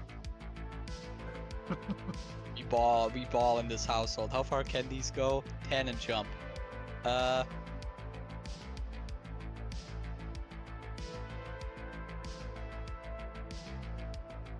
Since you have to move. When you pick up your model, if you hold the tab key, you can measure at the same time you're moving, by the way. My Nova is jumping in the back of that Shadowhawk that's running away. No. Yeah. This is mean. Yeah. Yeah, watch. I'll be even meaner. and my Loki's going to cover himself behind against this rock so you can't get in his back. Perfect. Face me, coward. Should have taken a Wolf's Dragoon's Annihilator. The list today was based on what I had painted and could photograph. You know what I'm saying? Some neighbors are saying way too loud. Plus, That's all if you I'm gonna know. die to clanners, You supposed to be a up bunch of cooking breakfast jobbers or seems somebody, like and the so way. That's like an alarm clock. Woo, woo. All right, I'm gonna be nasty here as best I can. But you do work out. No, Give me 10. who's responsible for this? For what? Nathan has called for more push-ups. And I'm gonna move this mech, She can go on forever. and I'm gonna do them. I have no expectation that you play along with this, Locust Labs, but I do owe chat 10 more. All right, so Centurion moved behind here. It's not enough to protect me from the summoner, but I should be able to backshot that Nova. We can go into shooting, and I'm gonna blast these out real quick.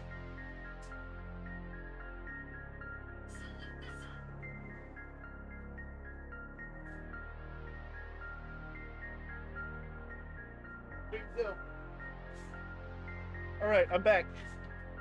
I'm going as fast as possible tonight. No slow ones for you, chat. Thank you for caring about my noodle arms, Nate. Who shoots first? I shoot first. I shoot first. Okay. First order of business, this Nova in the back of your Shadowhawk. No. So what is it? TMM of what?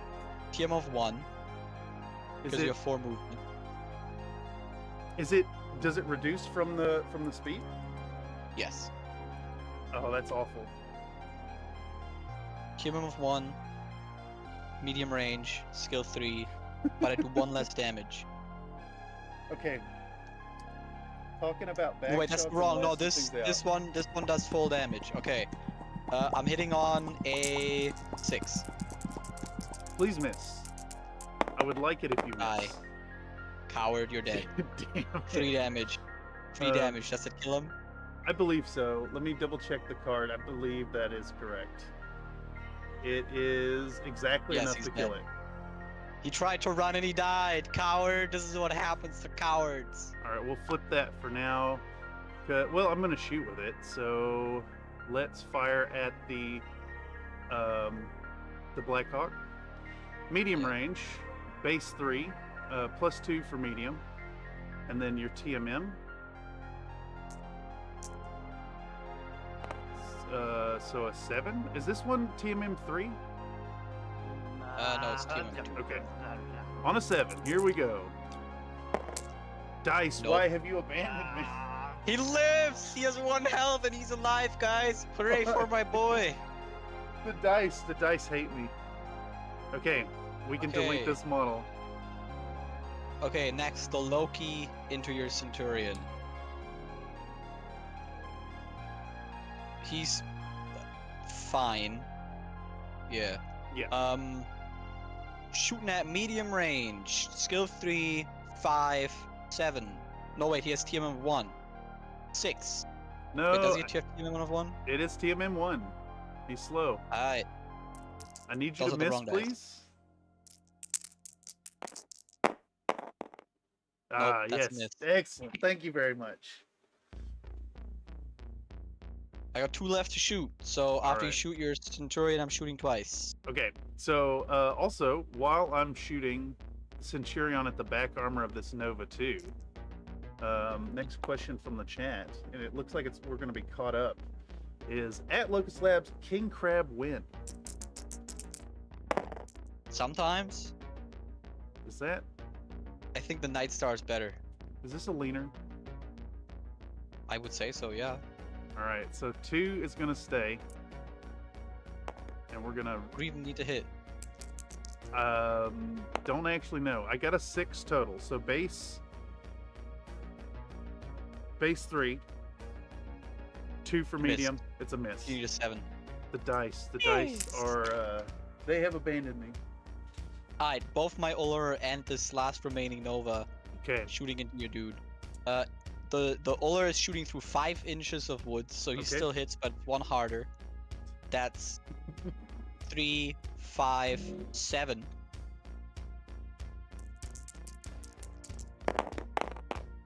That's a snake eye. Oof! Thank goodness. And then my Nova. Now here's the question. It's 6.3 inches. Is this short range or is this medium range? So the Death from Above guy said if it's over it at all, then it's over. Ah. Okay, fine. You gamed this one. I think it's generally how it goes. I play Infinity, and it's like that game often comes down to millimeters. Okay. Medium range. Hitting on a. You're not in the woods anymore.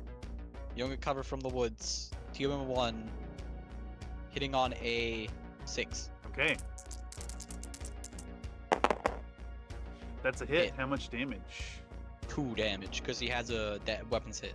2 damage. Let's check my armor on that guy. I think he may have just blown through some armor. Yeah, I think I just crit him. You did. Give me a crit threshold. Come on, hit a 12. No Blow 12. up his ass. That's 7. a 7. That's That's movement hit. We've gotten that a lot this game. Yeah, that's happened a lot. It is the most common number on 2d6. True. Okay, now your Cyclops gets to shoot. All right, shooting back. We got to kill this thing. So medium range back at you. Base of 2. +2 for medium. +2 for your TMM. Looking for a 6 as well. Here we go. Here we go. That's a hit. Ah, he's dead. That's big damage. All right, dead. excellent. Next question from Mako Helios. So in that case, Nightstar when? Sometime next year. It's one of those mechs that is like my he's like one of my favorites, and I want to like make sure I like do it justice and really knock it out of the park. Yeah, and I mean there's so many chassis out there too, and you're delivering at a rate of what, 2 mechs plus a bonus monthly basically. It's 2 mechs and a vehicle or infantry or battle armor a month. It is really awesome to see your portfolio grow. It's insane. You know, reminder out there to folks once more in the chat, if you're not already a patron for Locust Labs, you should really consider it. I think all the tiers are fantastic value, even the highest one. You get some bonus stuff. It's really affordable, and you get exquisite mechs. I'll never not shill for your work. It's really good. It paints up really well. It prints fabulously. Thank you. I appreciate that a lot. We have a Advents calendar going on right now. For sadly only Europeans, but it's really cool. It's been really cool seeing people react to getting a Locust Labs mech a day. Nice. Initiative. I got a 7. I got a 5. Move first, Cleaner. Cleaner. Eh. Chill engage? Yes. Yes. The Battlemaster is looking badass. I do agree. I need to print one out. Alright, this Kid Fox. He's coming. I don't like it. You can only move 4. You can't get away from this guy. Come on. Fight me. He's challenging you.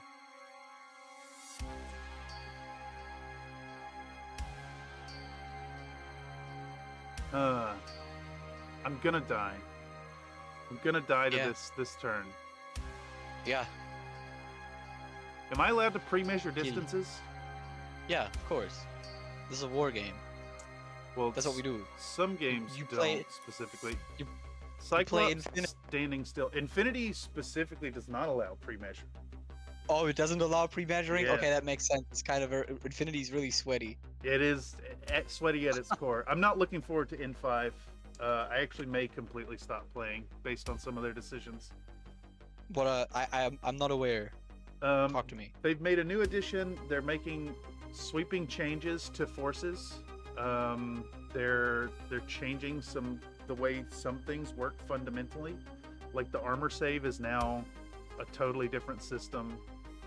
The biggest change is going to be sectorials in the vanilla. They're limiting vanilla army choice. And as a vanilla Hockey's Lawn player, no, that sucks. But yeah. Oh yeah, actually, you need to go look at when we're done here. You need to look at the Kit Bash section of the Discord that I just added yesterday. Yeah. it already has like 7 posts where people made their own like kit batches of my models to add more variants or random stuff. Ooh, nice. Like a Zaku urban mech. Oh, that is fabulous. Here, let me pop that on the screen real quick. Yeah, that's really fun. I'll post the GAT catapult over there when we're done here. Yeah. That one's gonna get printed out in Catapult. 15 mil sometime in the new year, and Why do you painted up for hurt me like Wildcat. that? Why do you hurt me like that? Okay, I moved my thing. You get to move one of your 2 mechs. Oh, Then I move both of mine. wait. Who won initiative? I won You. initiative. Yeah. I've only got 2 mechs left. Yeah, so I move 1 and then you move 1, I move 2, you move 1. So I moved the Cyclops. He stood still. Oh, you mean you didn't move him? He stood still, yes. Specifically, I want that -1. I need to hit that Uller and kill it. Which I'm not Don't gonna matter. You die. do. Yeah, it's He's true. here. He's here. It's true. He's here to shoot you. Alright, Centurion. No, I get to move 2. I move 2. Oh, that's right. Yes. My Loki is going to shuffle to the right. Nathan says That's I'm it. free measuring right now. You should, you know, you got it hands above the table while you're watching the Country Fried Mini streams. Yeah, please. Alright, so let's see if we can kill that Kit Fox with concentrated fire. Does this have No, it doesn't. You should be able to. full speed? Let's see. Yeah, okay, no crit. I just have no armor. That's what it is. This thing, I'm pretty sure this game ends this turn. Yeah, it does. But let's see if we can take that Kit Fox out. I'm gonna go down swinging. Aye.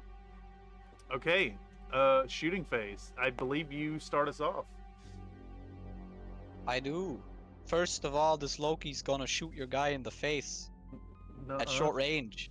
No, that's a bad idea. TMM of 1. Skill 3, I hit on a 4. Give me a 2. No, that's I believe a he's big dead, Jimmy. That's 4, that's 5 damage. 5 damage. 5 damage is gonna do it for sure. Okay. Flat. Well, before I remove him off the table, let's shoot it at that Uller. We're gonna be at medium range, so base 3 to 5. What's your TMM? 2. 2. I'm looking for a 7. Will the pink dice abandon me once more? Yes, abandon him.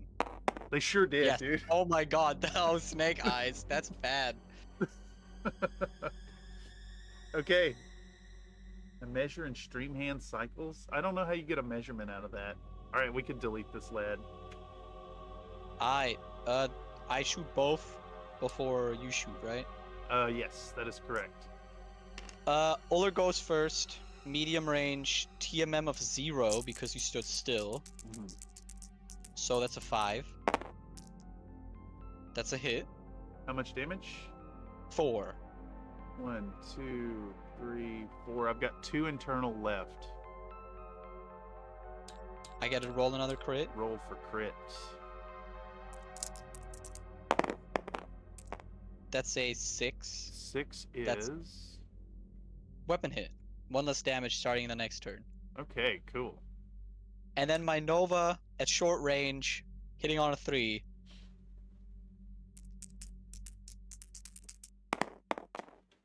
He 6 damage. That's dead mech. Yeah. Alright. So I'm gonna fire off back at the Kit Fox. Can I kill that mech? No, you can strip his armor, but you can't kill him. Can I get through the armor? Wait, you can overheat, and then if you hit, you kill him. You're Okay. dead, so it doesn't matter. Yep, let's do it. Okay, so base 2, medium -1. range to 4 to 6 for your TMM -1. I'm on a 5. All right, and then Yeah. we're gonna shoot and we're gonna overheat twice. Well, you overheat before you shoot. Get the 2 overheat points, do 2 more damage, and then you roll. I see what you're It doesn't saying. make it harder to hit. Got you. All right, here we go. No, you got No! Okay. GG. GG. All right. We have some last-second questions before we call this stream. First off, let me Do we say. want to call the stream, or do we want to go for as long as we were going to go anyway? I mean, I'm down for another hour. Usually we go 3 hours. All right. Yeah, we can do that. We can just chat. All right. People want to know. Holy shit! All right. There's a lot coming through actually.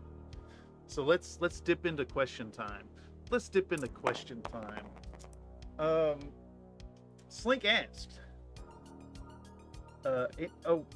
Start with Nathan actually. Nathan asked at Locust Labs, Tabletop Tuesday sometime. Sure.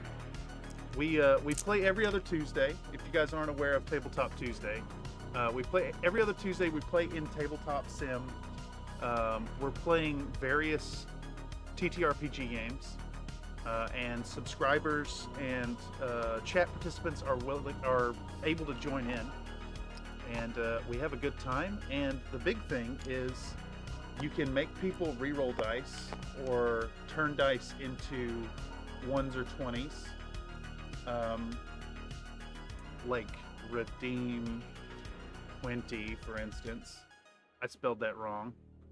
And of course, super chats given by chat during a TTRPG Tuesday session count as statements from the Dungeon Master. So for $2 you can come in here and cause a lot of havoc. We've had some really fun stuff. We had members summoning mechs during our fantasy RPG. One of our last sessions, someone summoned a elemental that crashed through the ceiling and started shooting at the party members. It was a lot of fun. Oh God, how did they deal with that? Well, I put my 38 special up to its vision slot and took it out. It was great. All right, what was next? Slink says, any plans to do a dropship or even a dropship case thing that can hold at least one mech? If there's a plan to do a dropship, that's under NDA, I can't tell you. Is there a plan to do a case dropship? I can't tell you that either. I don't know. Is there a plan to do a dropship? Who knows? That's fair. It's a secret. It's a secret, Slink. Havoc Hobby asked, I'm assuming the Night Star is in the same boat as the Berserker. How do you feel about a Berserker? I mean, I like the Berserker. I already said I'm gonna make it. It was just that at the end of the month where I did the Dragonfire and was supposed to be the Berserker, also do the Berserker, it was kind of just like I was running out of time. And there's these designs that, like, there's something like a Nova, a Kit Fox, or let's say a Blackjack. It's easy. I can do it while not even paying attention. Basically, it's like a 2-day, 1-day thing. Like that light strike craft I made this month literally took me 4 hours and was done in a day. That's but great. Then there's certain things. There's certain things like the Timberwolf, the Kriegsfaust, and a Berserker or a Night Star or a Dragonfire, where it's like, this is something where I think it is necessary to put in the right amount of effort to really make it a thing. You know, like there's a mech design that you can just kind of blurt out there because it's nothing special, like the Blackjack. Like, yeah, okay, I know you love the Blackjack, but every Blackjack is a pair of tube arms. Right. And that's it. But like like I said, there's certain things that just like they require more effort.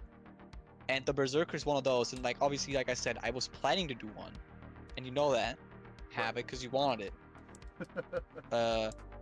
But it was just like I had like 2 days to make a mech. I wasn't gonna make a Berserker in 2 days. That just is not happening. Yeah, I can only imagine.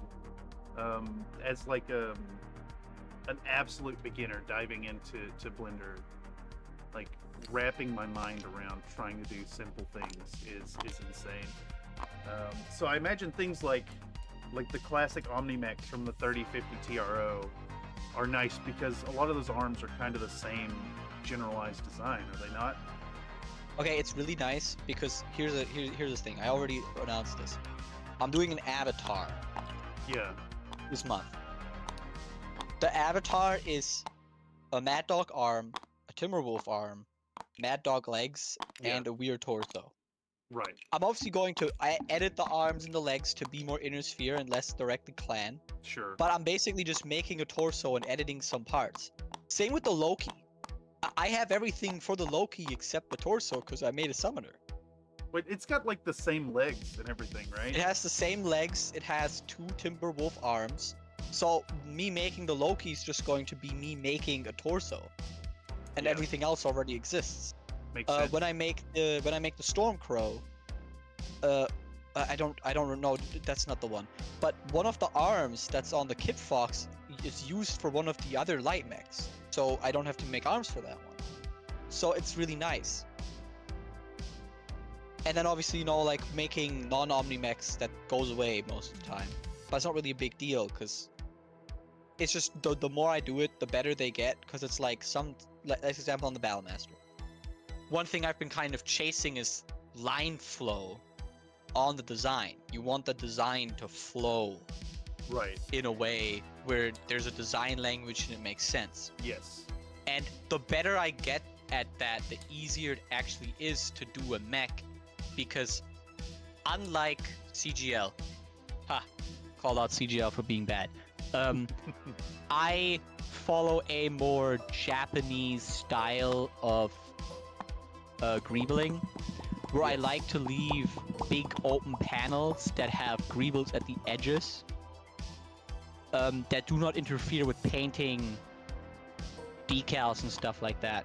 And while it's certainly not the easiest thing to do, right, every time, it also means that once those basic shapes are worked out, it goes really fast. Definitely. On the subject of your design language, I want to point out once more the Battlemaster's legs have you've got this like 4-panel thing going on the shin, and it's really competent way of tying your designs together, because the Rifleman's got the same thing going on. So it's nice to see a design philosophy that like continues across your designs. You can definitely look at your sculpts and be like, oh, this artist did this piece.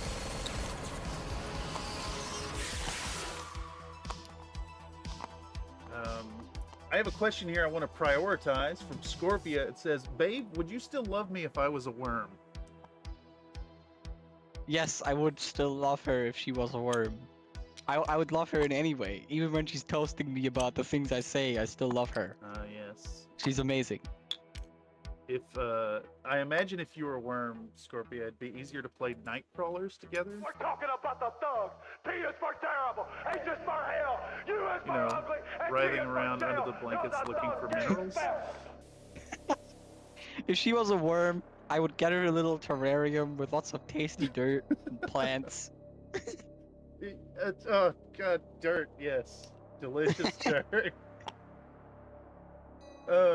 I'm not trying to push you, it's just fun to poke the bear and say give mech. Hashtag give mech. Hashtag give mech, let's go. Alright, let's get through these. Havoc Hobby also asked, what are your feelings on the new Dragonfire Mini from CGL? Let's see. I'll pull up a picture of it.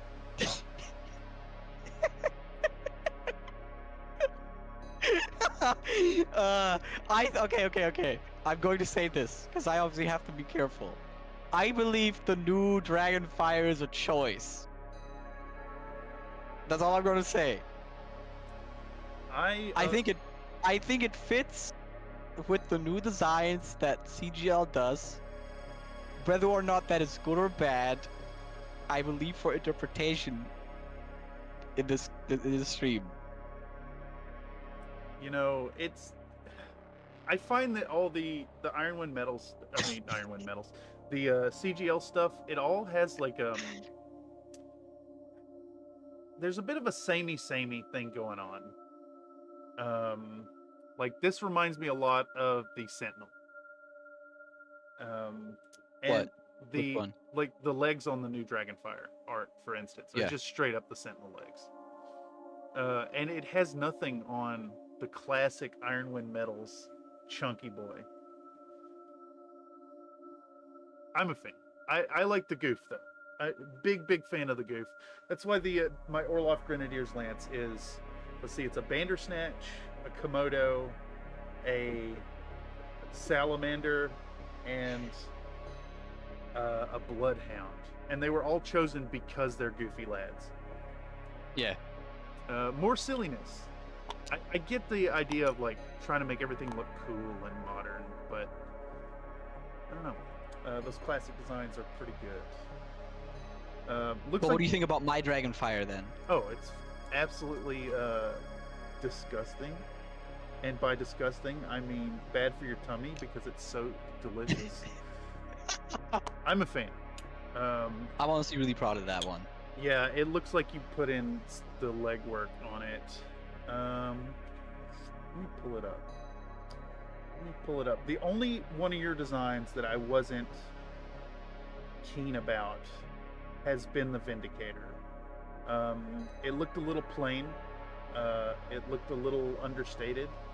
But like I said, I started painting it, and I've come around. It makes sense. Like, it's a jobber, it's a troop, it's a line mech.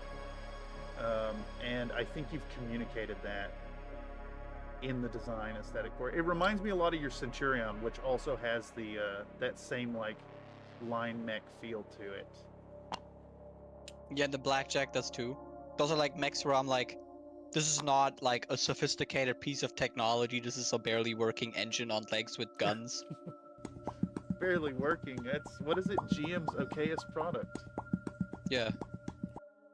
Where is that Dragonfire? Here we go. Open image I in should new just tab. posted new renders. Yeah, you've got the feet design.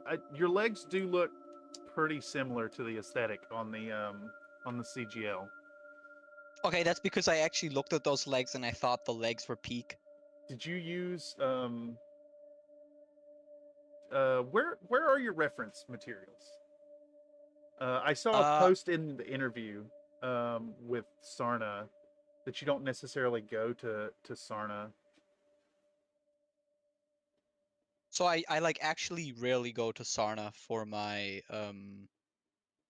reference materials. What I do is I actually usually already have a reference folder open. Got you. Or I Google references. Like I just go into Google, I pull up a bunch of stuff. I will actually send you an image of what my PureF folder for the Nidhogg looked like. Nice. Because I save all of those for later in case I want to look at them again.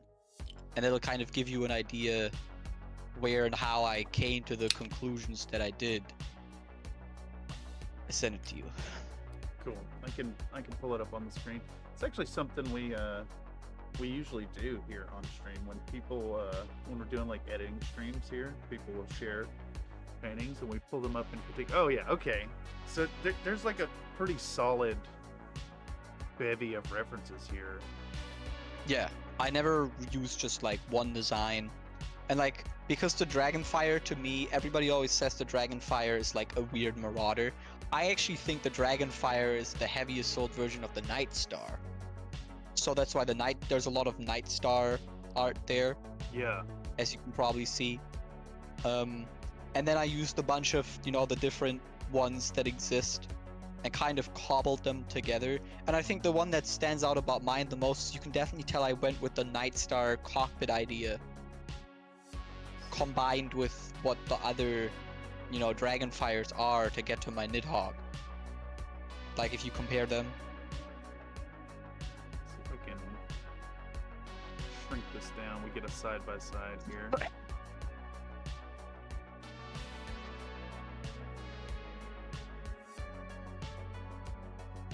It's definitely low slung, like the Night Star is.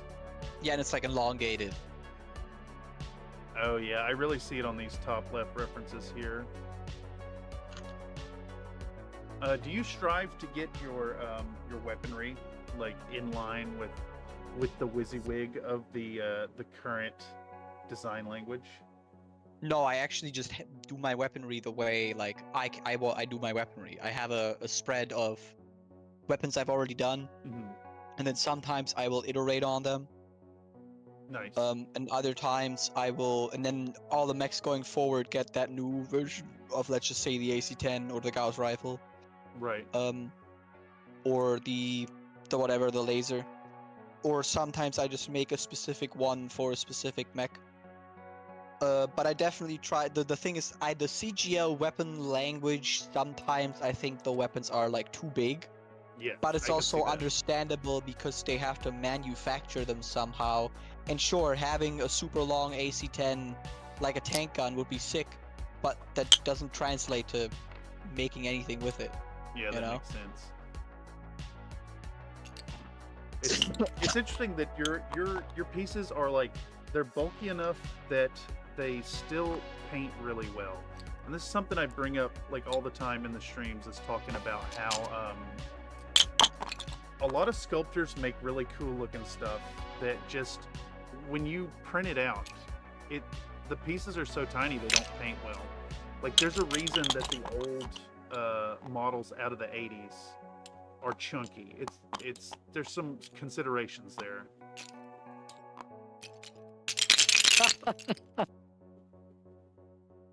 There Yeah. we go. Okay. Let's see, do we have any more? Goodbye. If you link objects to a die and then do a spring tool, they get like an orbit thing going on. Next question is from Calmstar Knight. It is more mech design questions. Yes. Regular crab win, and will you do the rotary AC5 variant? Is there a rotary AC5 crab? I'm pretty sure there's a rotary AC5 crab. No way. Let me look that up. You can see, this is like, I really like Sarna for googling mech loadouts, and then I usually open them in what is it called? I usually open them in Megamech. Yes. To check what weapons are where. That's usually my my method as well when putting together lances and like looking what color to paint lasers and whatnot. I don't see a crab with a rack 5. I don't see a rack 5. I see a crab with an AC5.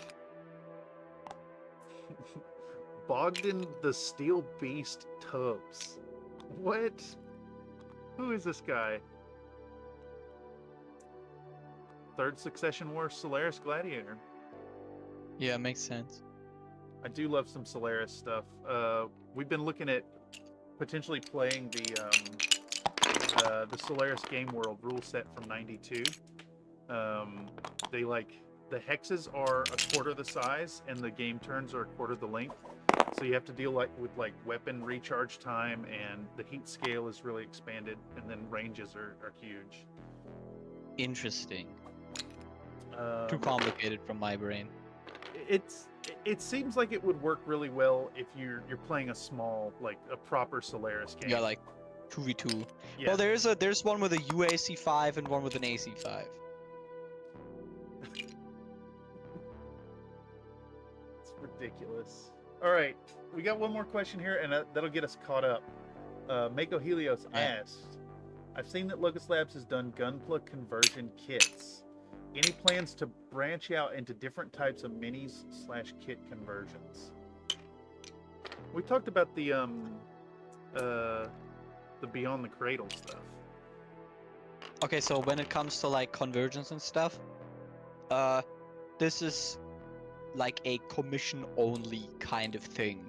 When I did the Virgo to Leo to Virgo commission thing, somebody out of my community, hi Michael, I don't think you're watching, approached me and asked, hey, how much so you make this thing?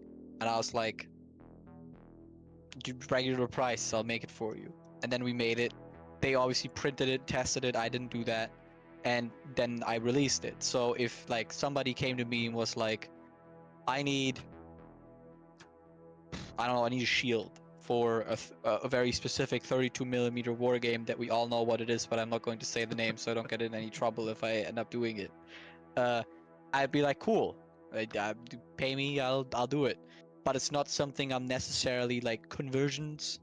Is not something I'm necessarily that interested in. If anything, I would be making a whole thing. Then, like as example, if you wanted me to make a power armor individual with a sword that's like a chainsaw and a pistol that shoots grenades, totally, that's what I would do. Oh, you mean that would be something I would do. a solar soldier or something like that? Yeah, something like that, like a solar soldier.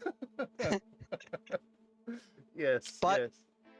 In the long term, it's also like I don't want to say I'm growing tired of BattleTech, but designing Western mechs is always the same. Yeah. Kind of. It's always a walking tank. That's why Beyond the Cradle doesn't have Western mecha, mostly. The mech categories in the setting are split into 3. The primitive or basic mech, the mobile frames and the cradle frames, and the primitives are like, imagine agriculture, pimped up agriculture mechs for war. Mobile frames are more like Gundam grunt suits, while cradle frames are straight up out of Armored Core and Gundam, you know? I like the idea of branching and getting both of those design aesthetics in there. And you know, it'll also have spaceships. Probably not immediately, but eventually there will be some spaceships and fighters and tanks and infantry and all that fancy stuff. And we'll just see where it goes. I haven't been working on the lore for a little bit just because life's been kind of stressful, but hopefully here this month I'll get back to working on the basics. It's mostly figured out. It's just actually writing things that needs to happen. Oh yeah, and actually finding the time to write these things down instead of just feeding them in. Yeah. You know, it's easy to have these ideas live in your brain, but then actually like writing them down is another step, and of course organizing it to where it's digestible. I'm working with a subscriber right now to record a module that we played on our pickup game. We did this thing on Saturdays. Just, you know, TTRPG for fun, and the module was so fun that I think it needs to be out there for people to experience. It's kind of like almost like a carnival ride of a adventure, but like taking the time to write it out and then make it competent and find room for little inclusions of art and stuff. It's turned into a huge undertaking. Yeah, that's where like I'm at with Beyond the Cradle, especially because, you know, obviously I still have to make 3 models a month for the patron. Right. And making models for the patron is already a creative endeavor. Yes. And then my hobbies are all also mostly creative beside playing video games, which I haven't been doing much lately. So if I'm painting miniatures, making miniatures, there's just not much space in my brain left to go and say, okay, now I'm going to spend another 3 hours today writing for the setting I'm working on. And I try to do it anyway, but it's hard. Oh yeah. Because by the time I've done 5-6 hours of modeling, and then you do another hour or 2 of just menial work. Like, you do your job, and then because your job is hobby, and then you log off and do more hobby, it's like doing more job. Yeah, exactly. I get that. And I obviously still love doing it, yeah. You know? It's interesting to hear you say that you're like kind of feeling a little burnout on BattleTech, because I could get that. And there's so many chassis to design. You could potentially just keep this rolling for years and years at this point. Yeah, like if nothing ever happened, I could I wouldn't be done till I'm like 40 basically. So I could do this forever. It is crazy, and BattleTech has this like, gotta catch 'em all kind of mentality thing going on. You only need the one box to play, but all of a sudden your collection has hundreds of chassis. Yeah. And obviously, you know, I'm very thankful to everybody who supports me. Because it really did just kind of start as, wouldn't it be fun to do this thing on the side, and then here I am, you know, working with people like you and Tex and the big names, and it's like, wow, how did we get here? Sambahu says, I've played once and I have like 30 mechs. Slink says, the Pokemech is real. I have 90 painted models. Yeah, exactly. It bloats out of control. It's nuts. So how long would you say you have been doing the 3D design as a real like job consideration now? At what point did that like kind of tick over for you? Because I read the Sarna interview, and it does seem like it's a fairly recent development. So the plan was always to go to university. Yeah. Obviously. But I didn't want to go to university right after school. Just because I had gone to a private school and I really didn't feel like immediately going back to the whole, you have to show up for class every day and you have to write the exams and the things. And I was like, okay, I'm not doing that. I'm gonna take at least a year off to just chill. Right. I was very fortunate that my parents were kind enough to let me live with them for a little bit for basically free. Because they love me and I love my parents. Shout out to them. They're never going to see this, but I love them. My parents are my greatest supporters. But at the time, me and my parents weren't as tight as we are now. And I actually had government help to go to school. Nice. The government was paying for part of my school. My parents still had to pay, but we didn't have to pay as much as it would have cost. So the government actually offered me government help, basically, for a certain period of time, so I could figure out what I wanted to do with my life. So they were basically like, we'll pay for your living costs and apartment and everything, while you figure out what you want to do with your life and go to university. I was like, yeah, of course I'm gonna say yes. I'd be stupid not to. Yeah, it's so awesome. I basically had this government help for the first year and a half of me doing this. So I basically spent a year and a half just kind of doing this while I was looking for a university to go to, and by the time they were like, we're going to stop supporting you, suddenly it was like I'm making enough money to potentially just do this as a job. Right. And you know, my parents were being very kind too. And then eventually it was just like, yeah, I just make enough. I make above minimum wage all of a sudden at the start of the year. So this is just what I'm gonna do now. I still want to go to university. Yeah. Once Amber is living here, my wife. But it's like, if I really, really wanted to, and things just continued kind of going up slowly as they are now, I would be fine. Completely. I could just do this. If you did go to school, what are you eyeing?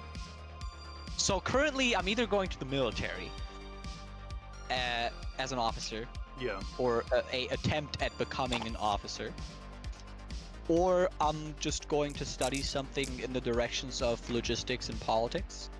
Okay. If I was going to the military, they have a specific course called Politics and Military Logistics within Europe. And that's what I would want to study, because that sounds really cool. Yeah. But that's something along the lines that I would do. Nice. I mean, it sounds like you have options, and as it stands now, a pretty good trajectory to get the creative outlet, even enough to like fund a change, and I think that's awesome. Yeah, and it's also like, I can keep doing it during university. You know, like if I went to university, I'd probably have to cut down on how much I'm doing, but it wouldn't be like, hey guys, I'm going to university now. I'll see you guys for 4 years maybe. Bye. Yeah, exactly. Like I'd want to keep doing this because once it's not my job anymore, but going to university is my job. Still doing 1 to 2 models a month is still going to be very refreshing. Yeah, definitely. You know. So for that, what is your work day look like? Like how much time does your production schedule like require of you at this point? So I wake up whenever I wake up. My sleep schedule is very messy, insanely so, because obviously all my friends are American. My wife is American, and my sleep schedule sucks.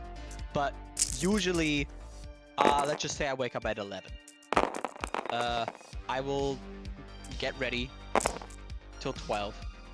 Most days I will then go for a walk, go outside, get some groceries, and then after about 2 or 3 hours of being awake, I start work. So let's say I wake up at 11, I start work at 2. Yeah. I will usually do about an hour of whatever, kind of, you know, updating renders, writing posts. Yeah. And then I'll actually start modeling, and that will usually be anywhere between 4 to 8 hours of work a day. Yeah. I usually try to do less than 8 hours, just because it's a lot. Like, I talked about this with other people before, but like, my job is not physically difficult. My job is not emotionally difficult either. I'm not a service worker. I'm not working the line at Walmart, Right. Netto, or I'm not making hamburgers in the back of a McDonald's. So it's not like I could claim that my job is draining. I love doing this, but there's only so much creative juice in my brain on any given day that can be pumped out into modeling before my brain is like, okay, there's no more creativity here, we're done. Yeah, I get that for sure. Like I find with this shift in creating content as a full-time pursuit, even the off time is like, you know, hours a day spent babysitting the Discord and like getting caught up with community members and seeing what's going on. Do you find that you have that kind of thing going on as well? Like how much time in your average day do you spend on the Locust Labs Discord in kind of like a work capacity? I actually think my Discord is very, very tame and does not require any moderating almost. I don't even have rules on my Discord right now. There's not a single rule on the Discord. You can really do whatever you want as long as you respect the fact that I will ban you if you do anything I don't want you to do. Yeah. So I'm really appreciative of my community that I don't really have to work in my Discord. But like when it comes to just moderating Discords, talking to people, business discussions, it just never stops. It's always going on. Same with like somebody, and I'm insane for this, and my wife will scold me, but after I say this, I can see her typing right now, even though I haven't said it yet. Sometimes there's moments, it's like 4 a.m. Yeah. I'm finally going to bed, and then there's a spark in my mind where it's like, shit, I forgot doing this.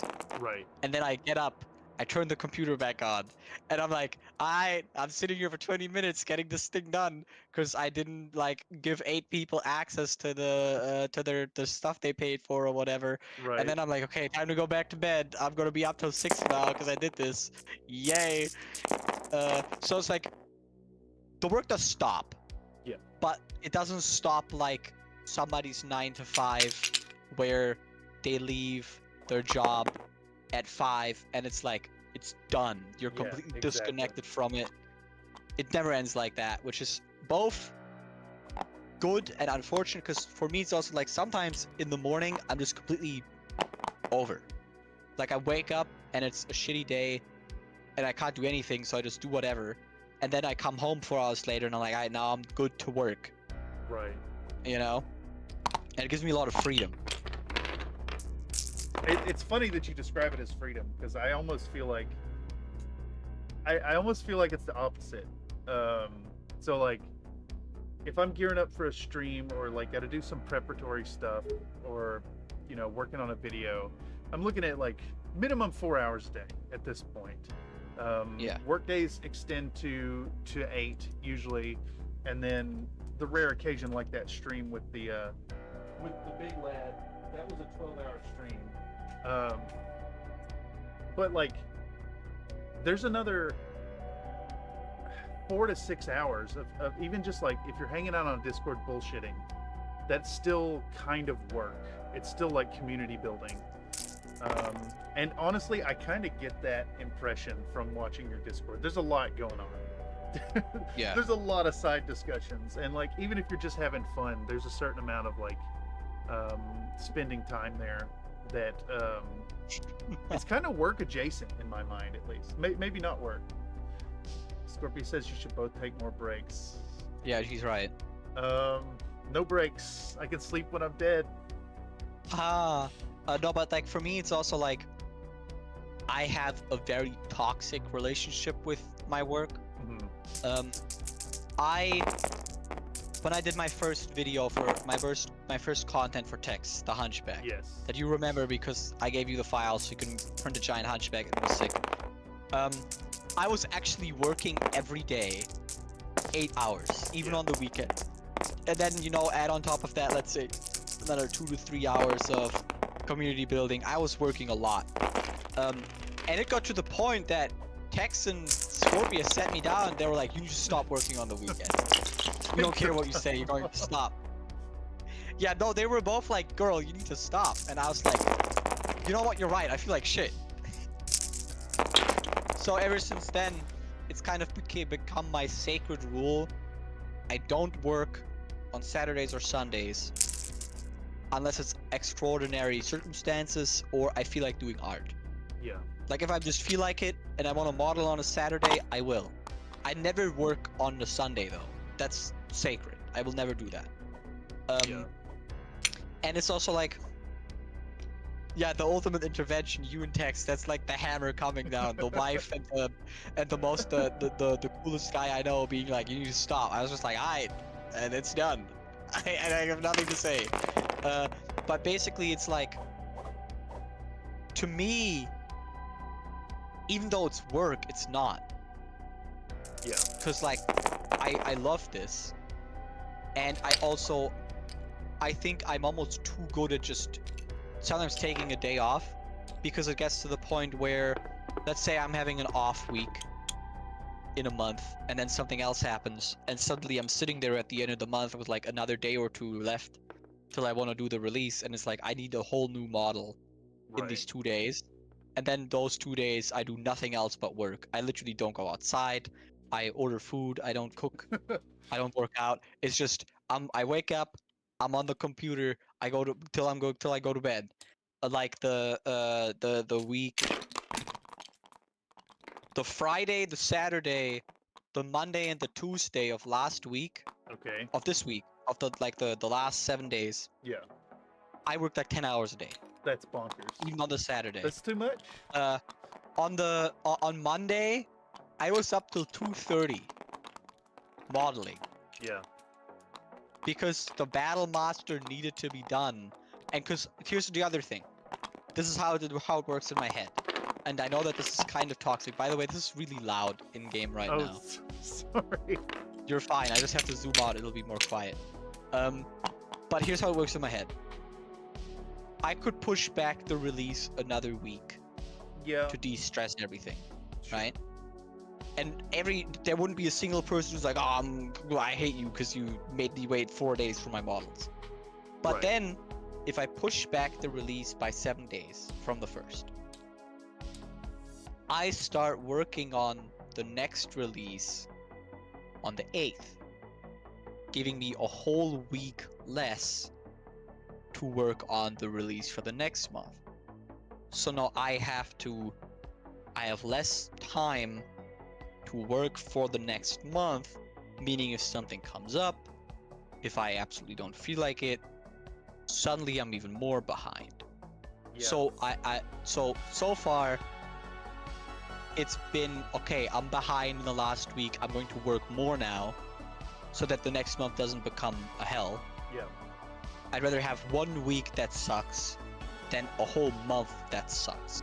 Definitely. And the plan now, after seeing how fast I can knock out something like the light StrikeCraft, is that I'm going to start using some Saturdays where nothing's going on and I kind of just feel like it, to smash out some basic vehicles, maybe even some light mechs, so that in case there's a month that just completely bonkers and I can only make like one thing, I can just be like, okay, here's a baller mech, took me all month to make, here's 2 cool vehicles, everybody's happy.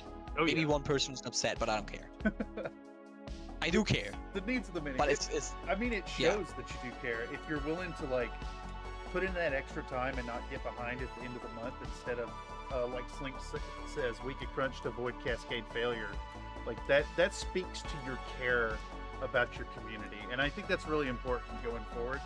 And I have to believe that that's like definitely a part of the success you've been having, caring about your customers.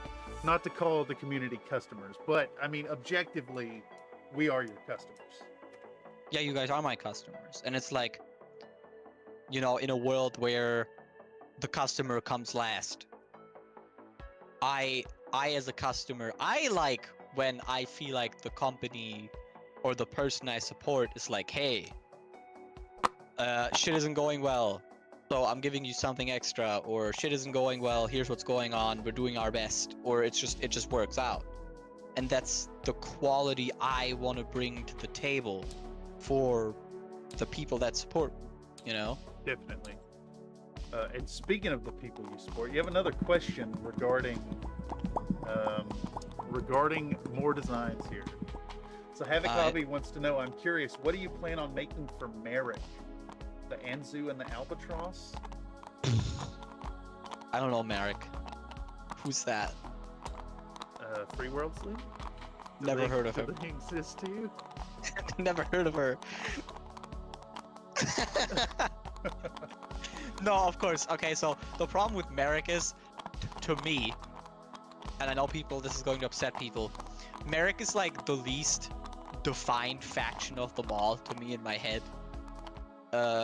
Like you know, Davion is Davion, and I know exactly what kind of mechs I want to make for Davion. You know, like Right. Warhammer, Victor. The Capellan Federation is the war crime group. The Curtains are the war crime group, but it's serious and not a joke. Very serious. The Lyran Commonwealth is, we have all the big guns and we roll you with our 100-ton assault scout lads. And then the clans are the clans and they have all the best shit anyway. Yeah. But like for me, the Lyrans are just like, they kind of have everything. Yeah. They kind of don't have anything super special at the same time either, though, at least in my head. And I know somebody's going to be like, oh my god, look at all these really cool Lyran mechs, and I'm going to be like, oh yeah, those are really cool, because I'm wrong. I'm wrong all the time. I don't know everything. You're not allowed to be right. The customer's like, always right. No, the customer isn't always right. That's stupid. I agree. The customer always believes they are right. Yes. And you have to do what the customer wants because they're paying you. So entitled. But that doesn't mean that doesn't mean that the customer actually knows what's good for them. You know? Yeah. So you're saying you'll take what you get and you'll like it? No, most likely I will be like, hey everybody, give me like an example of all the Lyran mechs you want. Yeah. All the Marek mechs you want, and then I'll pick out whichever ones I like. I do love that in your community when the time to pick the designs come around. You're like, oh, what's everybody want? And it's just like a shotgun of stuff filling up a thread. And I imagine. Yeah, and then I pick out what I think is cool. Yeah, it's kind of awesome. Scouting Solution says the full quote is, "The customer is always right in matters of taste." Well, you know what you like. Yes, that is true. Free World League doesn't have a lot of iconic mechs like the other factions. Every time they make something cool, they sell it to make the moolah. They have good variants though, like the 6M Wolverine. I don't really know much about them. And I think I'm going to be playing some Merrick soon. I've got a game planned with a community member. We're doing a very obscure pirate raid on some gold in the Free Worlds League. It's set in 3011, I think. So really basic mechs. Should be a lot of fun. It'll be more photogrammetry stuff. Hell yeah. But I think things are slowing down a bit. We're at 15 minutes under the 3 hour.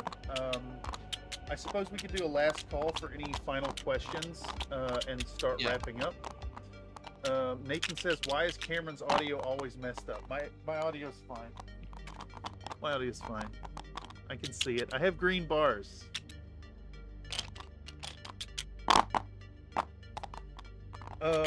I guess I have a question for you. What are your thoughts on Ill Clan era?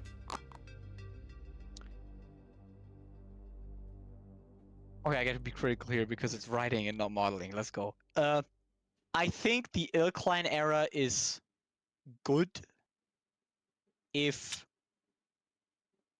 How do we describe this? I think the Ill Clan era was better if everything leading up to it wasn't so hard to get into and understand. Because I think there's some good writing in the Ill Clan era. There's some interesting story tips, but I think the fact that like it's just, oh my god, Clan Wolf managed to win, is like, okay, well, whatever. And then like they have tons of cool mechs and cool weapons. I personally hate the whole HPG blackout thing. I think it's stupid as hell. Yeah. But it's like, I think the Ill Clan era is a logical conclusion, a logical point at which the setting would have arrived eventually. I might not be a big fan of like how it goes down, but you know, like that's my thing. And I think the question isn't, is Ill Clan good or bad? The question is more like, do they make something good out of it now that they're there? Yeah. Like whether or not the... Go ahead. That makes a lot of sense to me, and I'm not super keen on like the later eras, but I am really happy to see the writers like pushing the storyline forward. I think it's going to be really important in continuing the franchise into the future. Yeah, and I think here's the thing. I'm going to comment on what Sling said. Clan Wolf has been winning for 35 years. I think Alaric should just get his ass beat and be killed like within the next 10 years. And we go back to the weirdness that is 3025. Just everybody kind of has everything, but nobody really has enough to really do anything with it. Because it's also fractured and destroyed. You know? Dark Ages peak. I will not be taking questions or opinions on this. Alright, so addressing this. I have been a hater on eras outside of Clan Invasion, FedCom Civil War, Intro Tech. And one of the big focuses for 2025 here on Country Fried Minis is to embrace these things. I think I addressed this a little bit at the start of the stream. Like playing Alpha Strike today. I'm a hater on Alpha Strike. I played it today. It's fine. Nothing wrong with it. I'm talking about diving into some Jihad mechs, playing with some Wobbies, playing some stuff in the Dark Age using industrial mechs and the high-tech stuff. Getting into the Ill Clan. I think as a Battletech creator, like, to just thumb my nose at those eras and be like, oh, this sucks, is doing the community a disservice.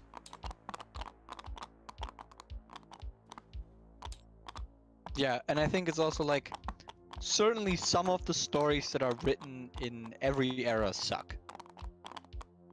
For different reasons, right?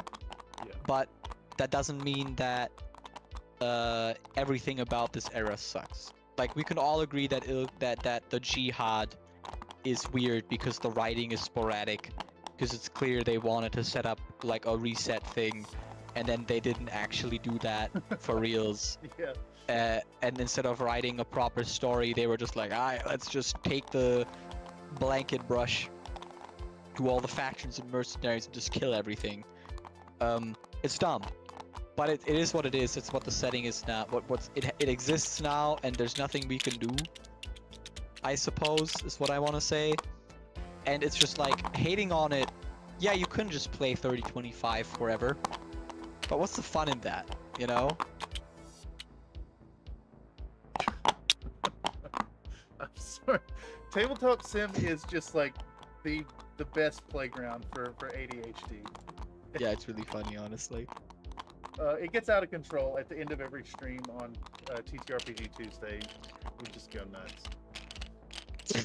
Well, and speaking of ADHD, I think I'm about hitting the wall.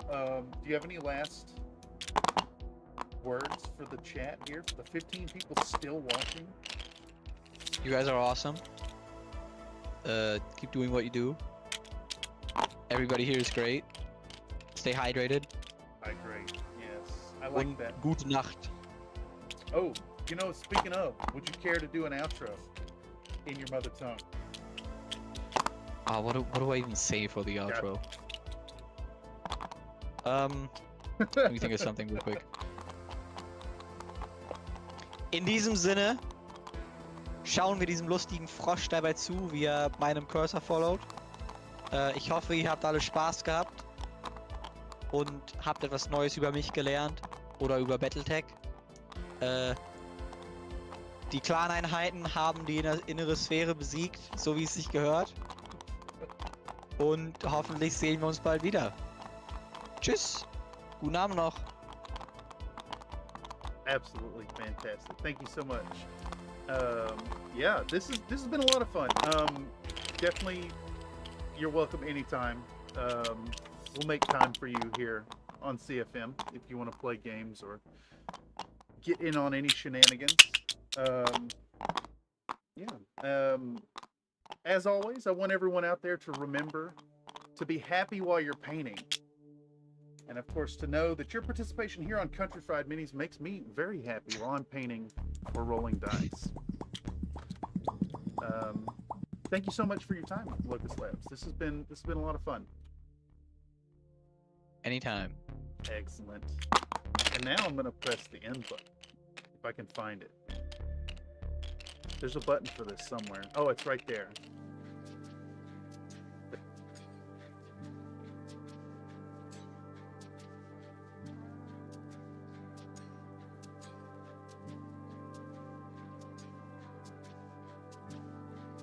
Would you do a workout? I do. Give me 10.